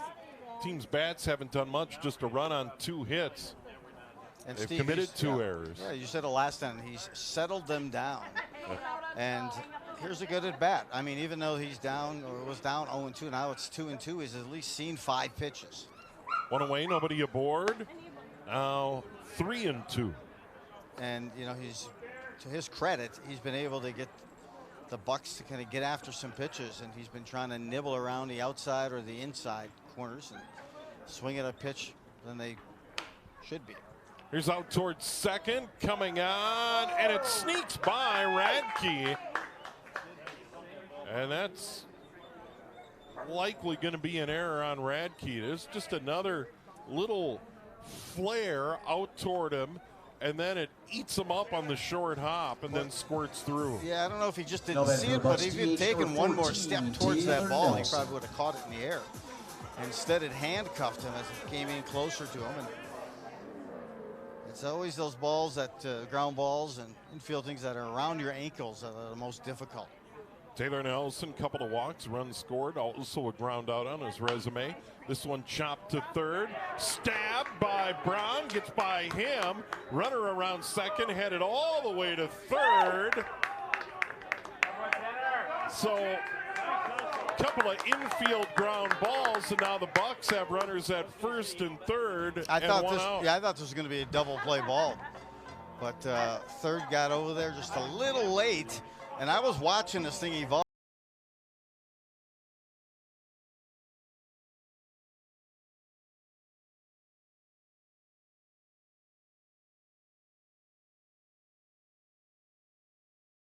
On that infield, okay, you're making them field and get at it. So now they can put up another number. The Bucs here in this 7th inning. Walk and an RBI for Hoffman. Struck out in the first, had walk with the bases loaded, came in the third, and then a fly ball to right. Looks at strike one. Runners at the corners, one away here, top of the 7th. Bucs lead at 7-1. Trying to add to it. Haven't had a run since the third. There's a strike. 0-2. But it's okay. You look at this 0-2. You know, you're not going to get it overpowering fastball, so that's okay. You can see another pitch outside, bang it, and push it to right field. Their trouble is sometimes if it's outside, they're trying to pull it, and then that induces that ground ball as well. So let's see if they can punch this one to right field. That one way outside, now 1-2. He gets his 4th look here at a pitch. Thompson at third, Nelson at first. Stabbed by the catcher, Rydell. Yeah. 2-2. I mean, I myself, you know what they say, but an optimist sees the donut and a pessimist sees the donut hole. I think in this case, you get 2 strikes on you. It's okay with a pitcher like this. Hey, he's a good pitcher, but he's not going to overpower you. So you can get a look, and it's not done with those 2 strikes. To me, it just begins, and now this is pitch 5. I think that's a win for the Bucs hitter. 2-2, slap foul. Pitch number 6, the more you see, the more that percentage of getting on base and striking a good ball increases. Hintz waiting on deck, the catcher, the number 9 hitter. Bucs have a comfortable lead. They'd like more. They're in inning number 7. They are the visitor, batting in the top of the 7th. Here at their home field, Castle Field. This is a good at bat. Loving watching this. He's trying to pick the corners and get him to swing at a pitch. And that time, good self-management to not wave the wand on that pitch. Count is full, 3-2. Runners at the corners, 1 away. Pitch by Rogers, a swing and a miss. Big strikeout there, Hoffman. The 6'4" Brewers pitcher, second for Rogers here tonight. Well, he took a little bit more off of that one. You can see almost came from a 12-6 location, but just took a little bit more off on that one. And let's see what they can do with the 2 outs here in the 7th. 0 for 3. Swing and a miss. Struck out in the 2nd, fly ball to right in the 3rd, and a ground out to the pitcher in the 5th. Hinson in 0-1 hole. Runners remain on the corners. And there's another strike, 0-2. So Rogers trying to battle back and put another 0 on the board. Now here's where he tries to extend that strike zone and get them to chase on one outside the strike zone. Let's see what he does here, up 0-2. Way up high, 1-2. Tried to get him to chase. And I don't mind that, you know, trying to go up the ladder, throw him something upstairs. And well, you want to do it. Hey, you want to have a different release angle. Arm slot change, and that time he tried to get him to chase some high cheese. 1-2 on the way. Hit in the air. Right field coming on. Schultz makes the catch. Good running catch by Schultz. And retires the side. So the Bucs threaten. They get 2 on via error, and they leave 2. And after 6.5, they still lead it 7-1. Boy, that percentage of scoring was certainly high when they got those runners on first and third. Let's take a look at the broadcast schedule. What's coming up here on QCTV in the next, say, week or so as the high school football begins. And there you get a look at the schedule and possible Metro Mini playoffs to be determined here coming up next week. And I'll look more at some summer concerts also coming away. And then you have football. Woodbury at Champlain Park. That's on September 1st already, knocking on the door. And then a week later, it's Forest Lake at Anoka. So a matchup on the gridiron with Forest Lake and Anoka. Yeah, and I would assume we'd get some volleyball on the schedule early in the season, probably some soccer as well. The fall sports season beginning in earnest. But football, volleyball, I know, Joe, you see some soccer games in the fall for sure. And yep, some great soccer talent out there, and football again. You got the Huskies trying to defend their title. They advanced to the quarterfinals last year with that tough loss to Rogers. I know they're trying to set to avenge that. But Anoka ready to gear it up as well, and Champlain Park certainly would love to counter the season they had last year, not to the standard that they're used to for the Rebels. So they're geared up, I'm sure, in the offseason. Bottom of the 7th, Rogers, Hanson, and Brown for the Brewers. It is 5, 6, and 7 in their order against Hunter Smith, who's done a whale of a job for the Bucs here tonight. Ball 1, then strike ball 2, actually 2-0. I thought maybe he caught the inside corner. That was a sneaky fastball inside on that hands. Nice pitch. Rogers 0 for 2, a ground out and a pop out. Outside, 3-0. Leadoff hitter has reached twice for the Brewers in the ball game, and that came in inning 3 and again in inning 4. Now there is a strike, 3-1. A couple of pitchers battling right here, and see if he can find a way on here for Forest Lake.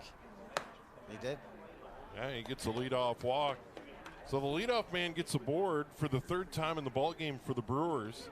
They're able to cash in on that once. Center fielder number 18. And they managed 1 run on 2 hits. And they've definitely benefited from the 1 error committed by the Anoka Bucs. And now the batter's going to be Jed Hansen in center field. A couple of ground outs tonight. He's 0 for 2. Now this is where they got to nip it in the bud, do the Bucs. It's an 070 hitter for the Brewers on the season. So making sure, hey, induce a ground ball. Try to flip a double play. 0-1, hit in the air. High fly ball into left center field. Left fielder over, drops it. Got it, dropped it. Fredenberg got there. Lucas Nelson over.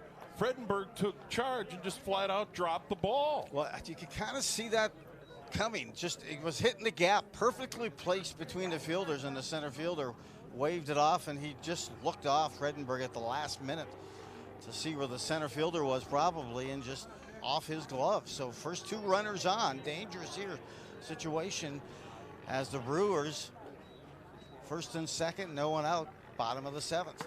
Nick Brown now playing at 3rd, looks at strike 1 from Hunter Smith. Well, he gave up the walk, and then fly ball to left, just dropped by the left fielder Fredenberg, so nobody out. Runners at 1st and 2nd. And the 0-1. Outside, 1-1. Smith came back on that first pitch here to Brown with a strike, right? Got it back. All right, let's just go get it. But it's 1-1 now. Get back to his pitching style. There's a strike on the outside edge to the left-handed batter. 1-2 now. I'd love to be able to have that stat that they have in MLB to see what pitch they throw, what percentage, especially with Smith on the mound. I'd love to see what was his number one pitch, the highest percentage of pitch that he has thrown here tonight. But it's around the one pitch has been consistent around the plate. There's one foul to the screen, and reaching out and just getting a piece of it was Nick Brown. Yossi Scott waiting on deck, the number 8 hitter. Bottom of the 7th here in Forest Lake, trying to get a nudge going, something going, because they're coming through the middle to the bottom of their order. And these are the guys that you would have liked to have lead off that 8th inning. But instead, you got to end it here, get the bottom part of this lineup out. There's one slap fouled on the left field line. Hoffman over to Chase, can't get there. Hoffman's at third, Tillman at short, J.D. Wells at second, Piero at first, Hintz behind the plate, Smith still on the mound, Fredenberg in left, Lucas Nelson in center, Tanner Thompson in right. Brown a 174 hitter, but you can kind of start to see it's you know, in a race scenario, but you can start to see them kind of making that move. And this is kind of the tipping point of the game, I believe. 1-2 pitch coming up, and this one fouled to the screen. Good at bat here by Brown as he battles, trying to get on board. They need base runners down by 6 here in the bottom of the 7th inning. Good battle, you're right. A lot of pitches seen here by Brown, and let's see what Smith will bring for his home cooking pitch here. 1-2 coming up. This one lifted foul, out of play.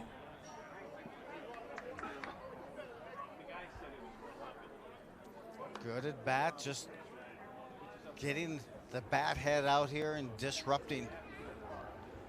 Slow here and waiting for his pitch. Right now, Smith has really kept it outside, mid part of the plate and outside. I'm curious if he'll come in on the hands. Hasn't been able to fool Brown. Still ahead in the count, 1-2. This one in on the hands towards second. Wells to second for one, on to first. Not in time. They get it out at second. Now runners at the corners and 2 away. I thought he would come in because there was a good chance to induce the ground ball. And great pitch. Good location. Just Brown much too quick to get for that double play and flip it, especially a left-handed hitter.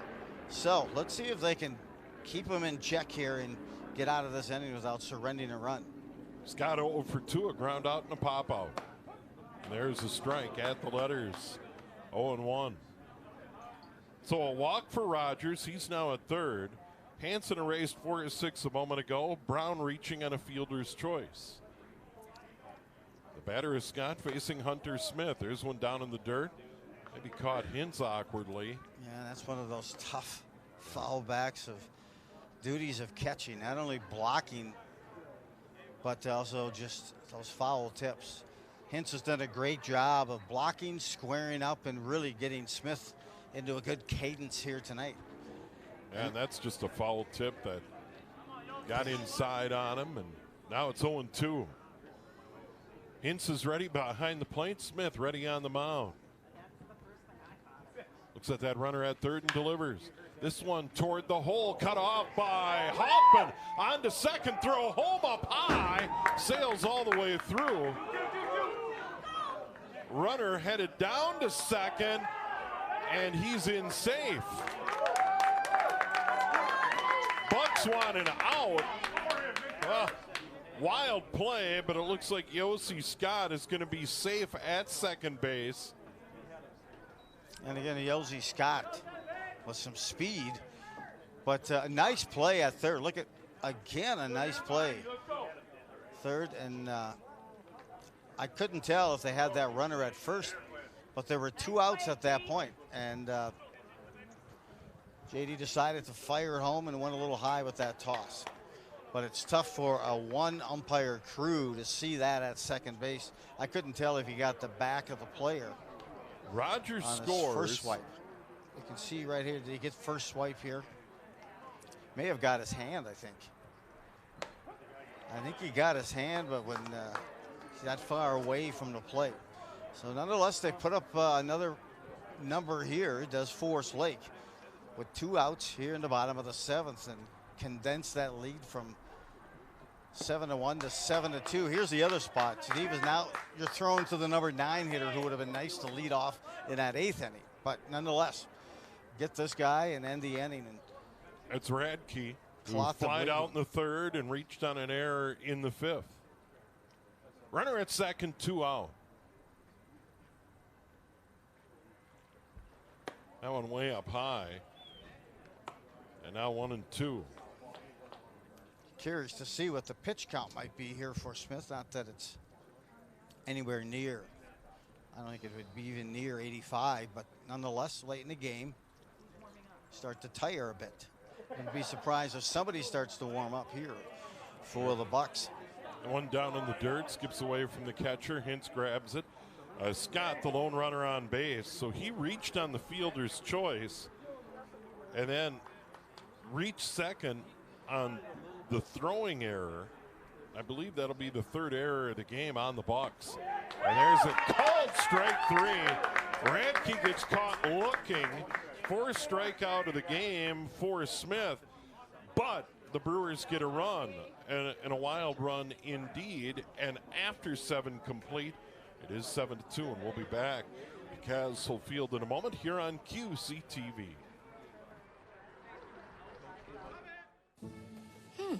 Maybe you can make retirement happen. After all, you made her college years happen. Opening that education savings account when she was little. Spearheading a campus tour. And another, and another, and another, and another. Bam! Deciphering financial aid. She was like, what? But now she's like, you aced planning for college. Now get the tips you need to get on track at aceyourretirement.org. The St. Paul Saints are back.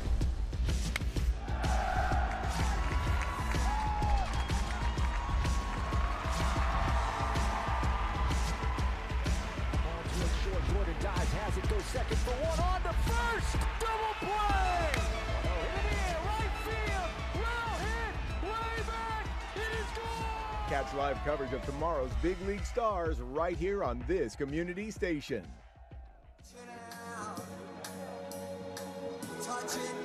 On to the 8th inning we go. The Bucs, the visitor here at home. And they'll see the top of the order. Tillman, Wells, and Nelson for the Bucs.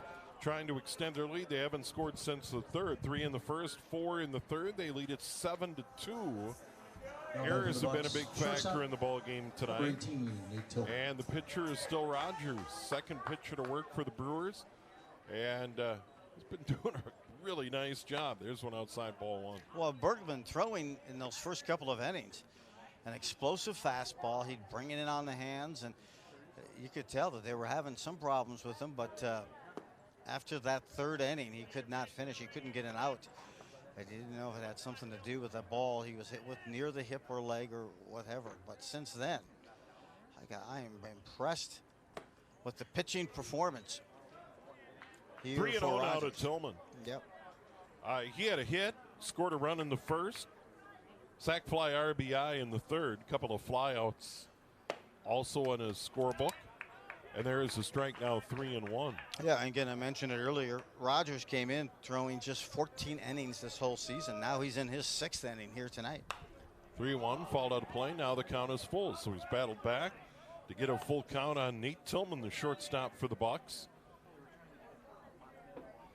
Brown at 3rd, Brooks at short, Radke at 2nd, Graff over at 1st. Rydell still behind the plate. Here's one chopped toward 3rd. Brown has to charge, throws on the run. Big collision down there as the throw goes wild.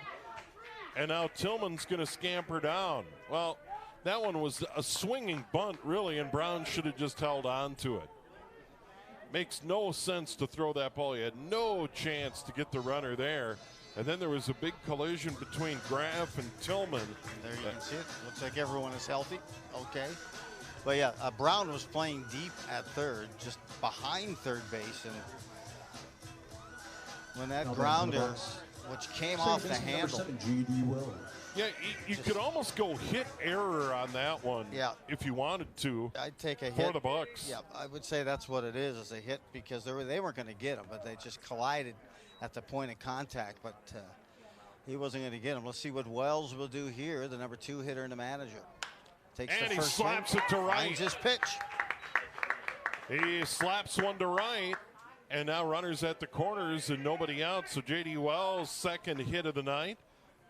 He got hit by a pitch, scored a run in the first, grounded out in the third, and now 2 hits in a row coming in the 6th, and now in the 8th inning. Well, he got a good look on that pitch, outside part of the plate, and he didn't try to roll those shoulders and ground it. He took it just to right field and got a dart out to right and got things going. So, hey, you can swing at those first couple pitches if they're there, but now running for the Bucs. if they're on the outside part of the plate and that's a breaking ball and you're trying to pull that thing to left field, you're probably going to ground out. Charlie Buffy's going to run, and the batter's going to be Lucas Nelson. So Buffy in to run for Wells down at first. Runners at the corners, nobody out here in the 8th inning, and they lead it 7-2. And here they get a chance. Now find that right pitch and trust yourself to put it in the right spot here. And he lines one into center. Coming on, making the catch is Hansen. Nobody can move up. Well, he caught that down on his shins.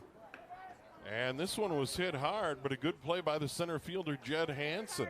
Got a good jump on it, and there you can see right at shin level or knee level, he slid, came up, ready to fire. A good play.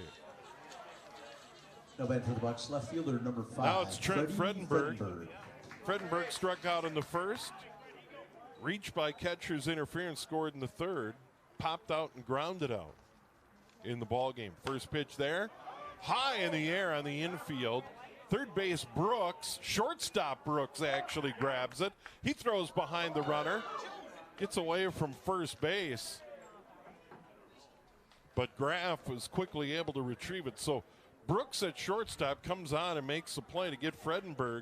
And now there's 2 away, still runners at the corners. And then I'll bring up Logan Pierre, who has a couple of hits, a couple of RBIs, and a run scored. Yep, had another grip and rip at bat there for the Bucs as they pop it up. Got their pitch, but just got their hands below the ball. And Piero, who has had a pretty good night at the bat, grounded his last time up.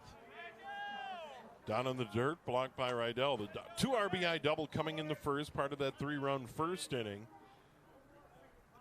Then he had that hit, advanced in a wild pitch, and then ultimately scored a run. Logan Piero playing at first, batting in the 5-hole. Big swing and a miss. Now 1-1. And if you're the Bucs right now, hey, you want to change that number. They've been stuck on 7.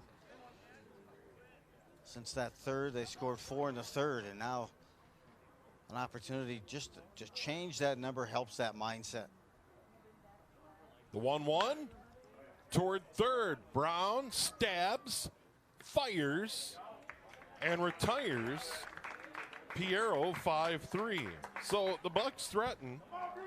They get 2 on, but they can't score. They leave 2, and after 7.5, still lead it 7-2. Okay, your first 2 hitters reach. They get on. Good execution, good at bats. JD's was 1 and done, but it was an outside pitch. A good pitch to just dispense into right field, and he put it on a laser there. Runners at first and third, no outs, and I will say the rest of the inning was done in about 3-4 pitches. So here we go to the bottom of the 8th. Smith comes out, and he'll face the top half of the order as they flip it to the Brewers. Let's see if they can get some life. They've been pecking away. I'll run, 1-run innings, but they got the leadoff hitters coming. Let's see if they can do some more damage. But the good news with Smith, he's going to be around the plate. Well, an inning ago, Forest Lake had a run. There were a couple of errors, and they left one. So they were able to scratch out their second run of the game, but they certainly haven't been able to solve Hunter Smith. And he will begin his 8th inning of work. He's been really solid, 4 strikeouts. I believe given up a hit batter and a walk in 7 innings of work so far. So he's really done a nice job for the Bucs. The recipient as well, flashing some leather out in the field, has been at third base for this Bucs squad. He's got 7 putouts, my tally, on tonight. is Garrett Hoffman. Yeah, we have some defensive changes here, and I'm not exactly sure what's going on, but we'll try and sort it out for you. Carter Chell is going to go into center field for the Bucs. We've got the right fielder Thompson headed for the dugout, and Lucas Nelson, who is in center, I believe moves to right. I think that's it for the Bucs. So Chell to center, Nelson to left, Thompson in the dugout. And we got someone else coming out, and I think we got a new shortstop in the ball game as well. Oh, Thompson's going to come to short, and I don't know what happened to Tillman. Thompson got a different glove. I'm blocked by not one but two poles blocking Garrett Hoffman. That's just really a lack of commitment, Steve, on your part. Yeah, to not be able to see through steel. Thompson stays at third. Hoffman stays at third. Thompson's now at short. Chell in center, Nelson in right. I'll bet for Force Lake, number 6, Mike. And now I guess you would say we say Cello to Chell in center field, his first time out of the dugout tonight. So we got Schultz, Graff, and Brooks. 1, 2, 3 in that Brewers order here in the bottom of the 8th, trailing 7-2. A lot of numbers on the board. And there's one smashed to left, solid hit. Fredenberg's going to scoop it up, fire it in right away, but that is a solid knock to lead it off. That's got to be their best stroke ball. I hit that on the screws, the best one tonight that I recall. Yeah, Schultz has a couple of hits now. The other coming in the third, and it was an RBI. Now it'll bring up Sean Graff playing at first base. Struck out in the first, fielder's choice in the third inning, and then struck out in the 6th. Here he bats in the 8th. And now their lineup gets another look at Smith. There's a big swing and a miss. Awkward swing by Graff. He's had some trouble tonight, seeing either the release or just completely guessing wrong at those pitches. Bree's still pretty potent. Yep. On a right field, there's a foul ball. 0-2 now the count. And shaking that one off is Graff. That caught him and kind of like, why am I doing this? For the moment, you know. Exactly. That's probably what catchers say every inning. Right. What am I doing? But let's see if Smith comes back out, looks poised even after that hard single. 0-2 down in the dirt, blocked by Hintz. 1-2 now the count. You know, you'd like to be able to have like a pulsometer or something on him to check his blood pressure, because his tempo stays the same. His mannerism is the same throughout the game, at least from this view. The 1-2, chop toward third. Hoffman another chance. Second for one, relay to first. Not in time. Well, flying down the line was Graff. Beat it out. But they get the lead runner, one away runner at first. That'll bring up Brooks. The difference here, Hoffman did make the play, had a little trouble getting it out of that exchange of his glove. And when you're playing second base, you're kind of like, come on, get that ball here, because I'm going to get chewed up. And JD got the throw over the first, but that hesitation just a bit by Garrett at third. Strikeout walk and a hit for Brooks. That was probably the difference from rolling tide and getting a double play there. But nonetheless, Hoffman made the nice play. Again, that's his 8th putout. Yeah, he's done a really nice job over at third tonight. Some really good plays. And there's an off-speed pitch and a strike. You know, and there's got to be something on that pitch. I wish I had a GoPro look at these pitches by Smith, because same release point, same component, but he mixes it up in a great location. Way outside. And that's way outside for Smith. Yes. That's like wild for Smith. He's around the plate, nibbles, and now he comes back, and that's about as wild as you'll see him. Runner at first, 1-1 the count. The Smith pitch, another good pitch right on the inside corner. Kind of Brooks twisted out of the way and then looked at the home plate umpire. Now 1-2. I wonder if that was a little cutter or what. Stymied the hitter. And we got timeout. They're not really bothering to hold on the runner at first. You can see Piero just kind of waiting there. Then even before he gets set, he cuts out in front of the runner. Got one right back to the pitcher. Stab by Smith. Second for one. Relay to first. What got him, double play. Outstanding play. I mean, he sniped at it. Cat-like quickness. Flashing some leather on the mound. Hashtag FTL. Smith gets himself together and throws a dime to short right on top of the bag, and a good roll tide double play turn there for the Bucs. Yeah, Thompson at short turns it, and then Piero digs it at first. So we have played 8 complete. The Anoka Bucs lead the Forest Lake Brewers 7-2 in this Metro Mini playoff opener here on QCTV. You told me not to talk to strangers. You told me not to cross the street without looking both ways. You told me not to touch the stove. You told me not to do drugs. You told me not to drink and drive. You gave me so many messages about how to stay safe. Why didn't you keep me safe by properly storing your gun?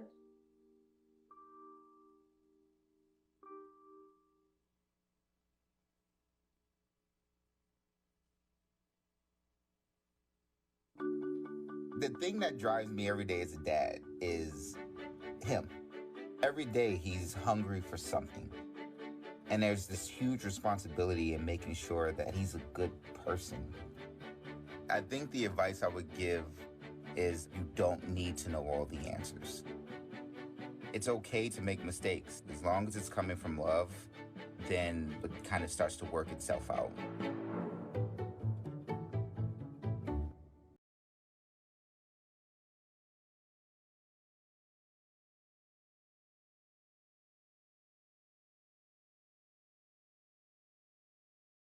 To third, but they have been getting outstanding starting pitching from Hunter Smith. And his counterpart relief pitcher, Brandon Rogers, has done a really nice job. His team hanging in there. And now for the Bucs, 6, 7, and 8, Thompson, Nelson, Hoffman due up. Thompson, RBI single and a run scored in the third. Reached on an error in the seventh. Struck out a couple of times in the games as well. Started out right, now is at short, and was in the middle of that nice 1-6-3 double play that ended the bottom of the eighth. Here is Thompson. 2-0. Now lifted in the air into shallow right. Coming on is Schultz. Has it all the way. And one away. And Rogers now into his 7th inning. So he has gone for the Bucs. Number 12, half of what he has for the season here tonight on this appearance. Just outstanding. Here's Taylor Nelson. Taylor Nelson walked in the first, walked and scored in the third, grounded out to third in the fifth, and reached on an error. And there's a pitch. Tap foul. Got a first swing pitch on it. You know, the one thing you can kind of have and see is that first pitch is just off the outside part of the plate. You saw JD capitalize Wells on that and just popped it to right field. A one outside. So you can kind of, after 7 innings, you kind of have some tells or some tendencies. But 1-1. Bucs are due to change this number. So now 1 and 2. Nelson couldn't believe that one. Didn't like that call. The 1-2 pitch. Outside 2-2. Scott in left, Hansen in center, Schultz in right. Brown is now at third, Brooks at short, Radke at second, Graf still at first. Rogers the pitcher, Rydell the catcher. Out behind the pitcher's mound, it's going to drop. Pitcher can't do anything with it. Oh, that is another hit we've seen tonight that was hit in a perfect spot. Not hit very hard, but between the mound and second base, and no one could get there. I mean, he was going to have to pick this up clean. Just because of hit in the air, you got some run time there. Third baseman, number 12, Garrett Hoffman. And I'll tell you, as you're trying to move fast and quick, you still want to have that calm hand to catch it clean, but that thing rattled off his pitching hand, and it's a base hit for the Bucs. Hoffman, a bases loaded walk in the third. Struck out twice, fly ball to right. Here in the ball game tonight. That one down in the dirt, blocked by Rydell. 1-0 the count. And you got to think he has got to be getting tired for a pitcher that threw 14 innings total coming into this game. And now this is his 7th pitching inning. Probably not used to stretching it out like this. And well, this looked like it had 10-run rule written all over it. 7-0 early.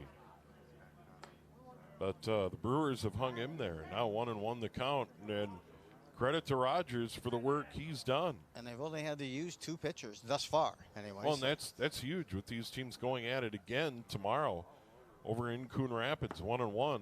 Now low and away 2-1. And the schedule tomorrow, and all the games are going to be over at Wintercrest Park, Eastfield, Westfield.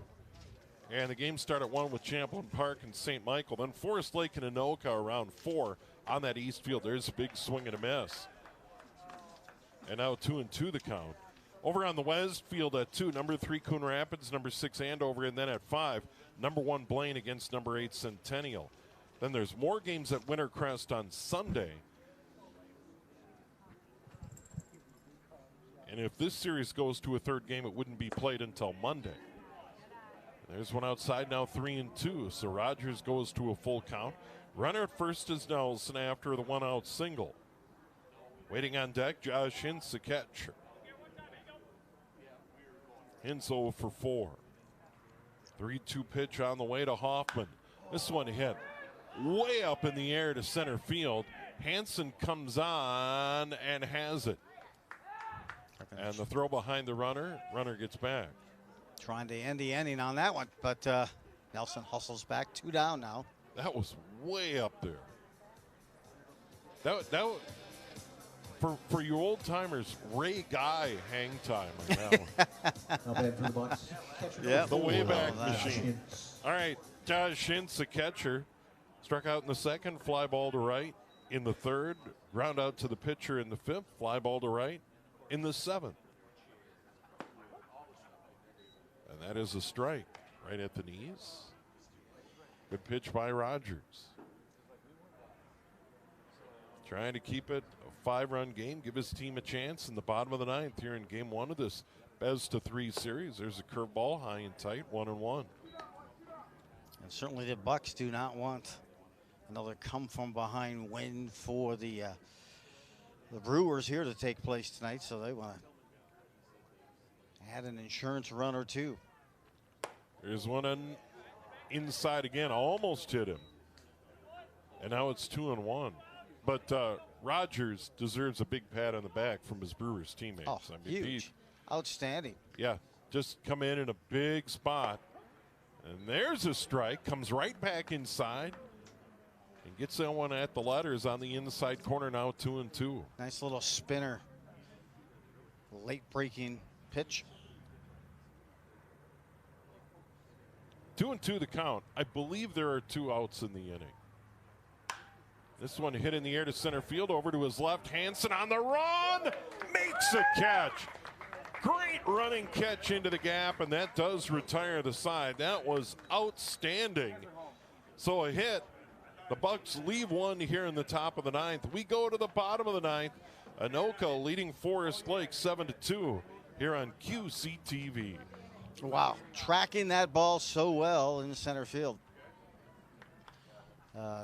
You know, that run that would have brought in at least 1, and that deserves a star, Joe.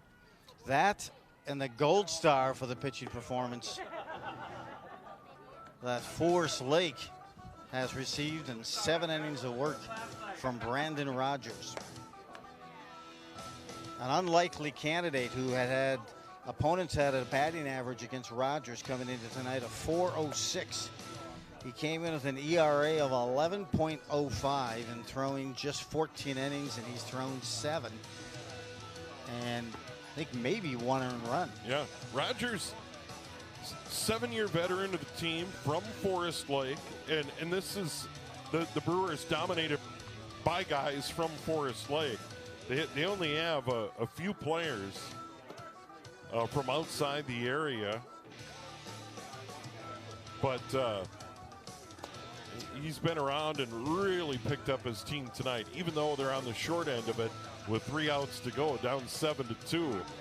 Going into tomorrow, this should give his team a lift. And here we go, Rydell, Rogers, and Hanson, 4, 5, and 6 against Hunter Smith. And speaking of tip of the cap to this Bucs starter. I mean, bad for Forest Lake, number 4. We just talked about Rogers going 7 solid innings, and I don't want to jinx Smith here, but he has gone 8 solid innings. I mean, around the plate and that cat-like quickness and flashing the leather to get an inning double play in the 7th is outstanding. Hey, he picked up a little velo on that pitch. Wanted to show a little extra spin rate and velo on that pitch. 1-1 on the way. Now 2-1. Rydell, by the way, has grounded to third 3 times in the game. In the second, 5-3. In the fourth, 5-3. In the sixth, 5-4-3 double play. 2-1. Inside now 3-1. And you know Smith wants to finish this off.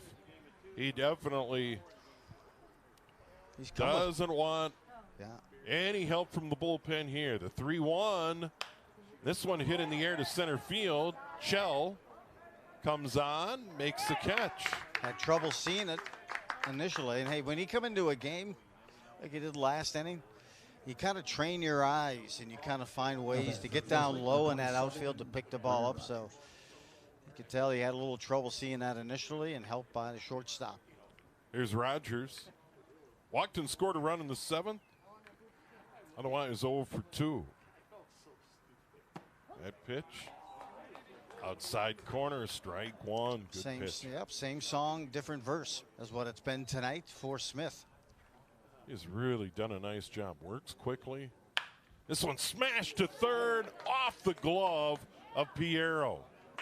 He went down. That was a hot shot and couldn't flag it down. And that pitch probably got more of the plate than Smith wanted. It came right into the wheelhouse of the left-handed hitting Rogers. See that? Bam, able to turn. He's thinking, guessing, this is the one pitch I want, and I'm going to look for it, and he got it. And now it's Hanson. Piero could not get it, and Hanson, again, one of those hitters coming in with a .070 average that you'd love to see induce into a double play ball and get out of this game. Couple of ground outs, reached on an error in the 7th. Fouled that first pitch, it's 0-1. Rogers down at first.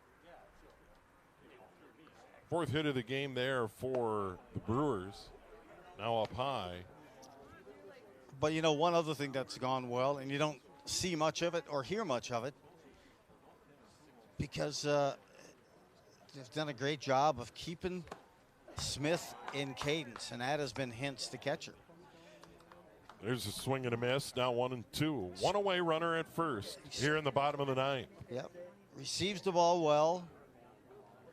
You know, able to craft that component of his game. Outside 2-2. And even, you know, as those pitches come back, hey, right about chest high, shoulder high. It's so easy as a pitcher, you can stay in it. But if you're bending and pulling all over the place, Hintz, great job, even though probably wouldn't recognize it. 2-2 off the hands, just foul. Went the other way outside of third. Connell right along. He did. Came inside. Now let's see if he wants to maybe bring a backdoor breaking pitch here. Hunter Smith trying to close it out. Pitched 8 1/3 so far. 2-2. Now 3-2.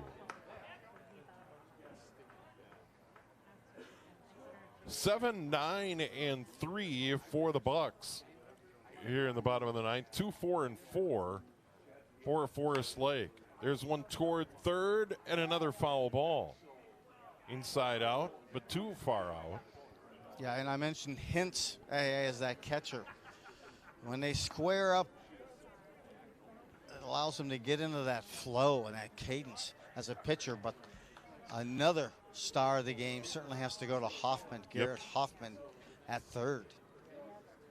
3-2 the count. One away, runner at first. Bottom of the ninth, the Bucs, the visitor. And the Brewers here, the home team on opening night. This one through the hole into right a hit. Runner will hold up at second as the throw comes in from right field. Nelson fired it in to Thompson covering. And the Brewers are still alive, and the batter's going to be Jed Hansen. Or excuse me, Nick Brown. Now batting for Forest Lake, number 7, Nick Brown. Yep, Hansen put a good swing. Again, a lot of those guys waiting on that one pitch or seeing that pitch now enough. I believe their 4th plate appearance of the night for some of those. So, yeah, Brown reached on an error in the 3rd, scored a run. And looks at strike one. Grounded out in the 5th, reached on a fielder's choice in the 7th.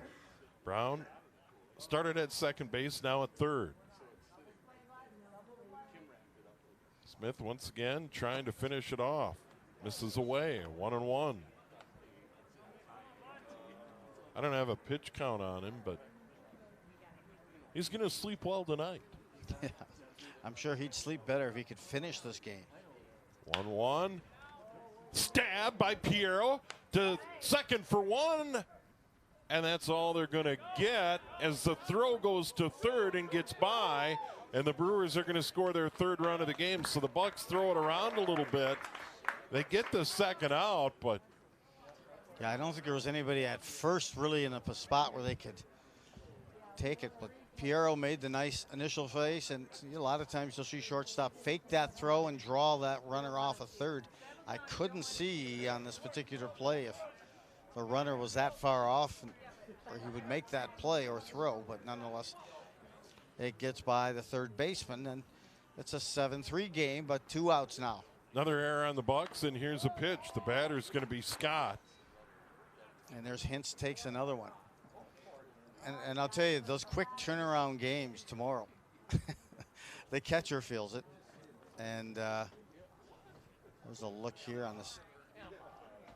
Yeah, that's just another foul tip that catches Hintz. And now he's going to go out to the mound and try and shake that one off. Yeah, the ump just giving him a little extra time to kind of clear the head.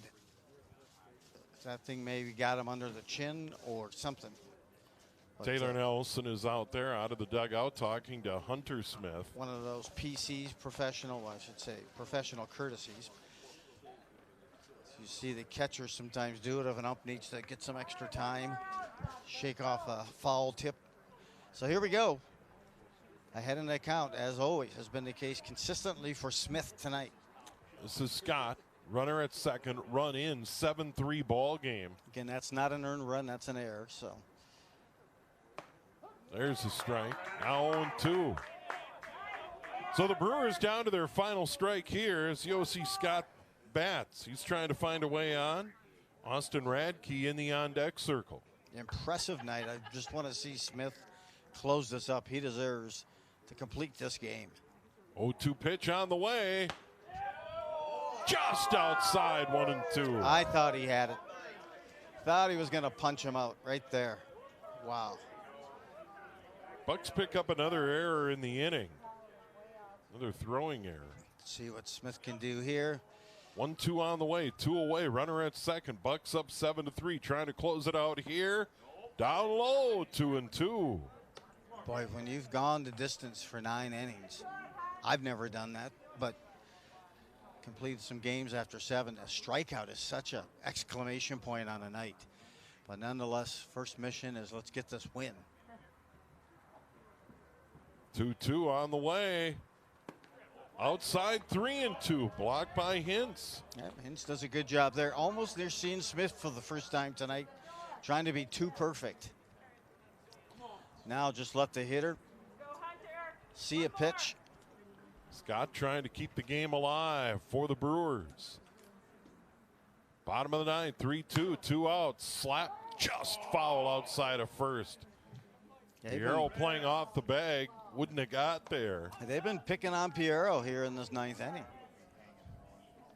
It's the 3rd ball in his direction. Well, that shot by Rogers is just a laser beam. Mm-hmm. He made a nice play on forcing it out at 2. So a 3-2 pitch on the way. The pitch, chopped towards short. Thompson scoops it up. Throw in time. Bucs win. Bucs win it 7-3 in Game 1 of this Metro Mini playoff opener here at Castle Field tonight. Thanks for coming, guys. We'll see you tomorrow at Wintercrest. 7 runs, 9 hits. I had the Bucs for 5 errors. And Forest Lake 3 runs, 5 hits, and 4 errors in the game tonight. Boy, an excellent performance by Hunter Smith on the mound. Defensively, you saw Hoffman at 3rd making some gem of the plays, and I think about 9 putouts, and then some timely hitting early for the Bucs. And they were able to capitalize and overcome a good pitching performance also by Forest Lake. And coming in late in that game, to shut it down was Rogers throwing 7. So big win. Big thanks to our crew led by Ryan Munch. Big thanks to Joe Ruin. Always fun to visit with Joe and do a ball game. And thanks so much to you for tuning in. I am Steve Thompson. Once again, our final score tonight, Metro Mini playoff opener. The Anoka Bucs beat the Forest Lake Brewers 7-3. Good night.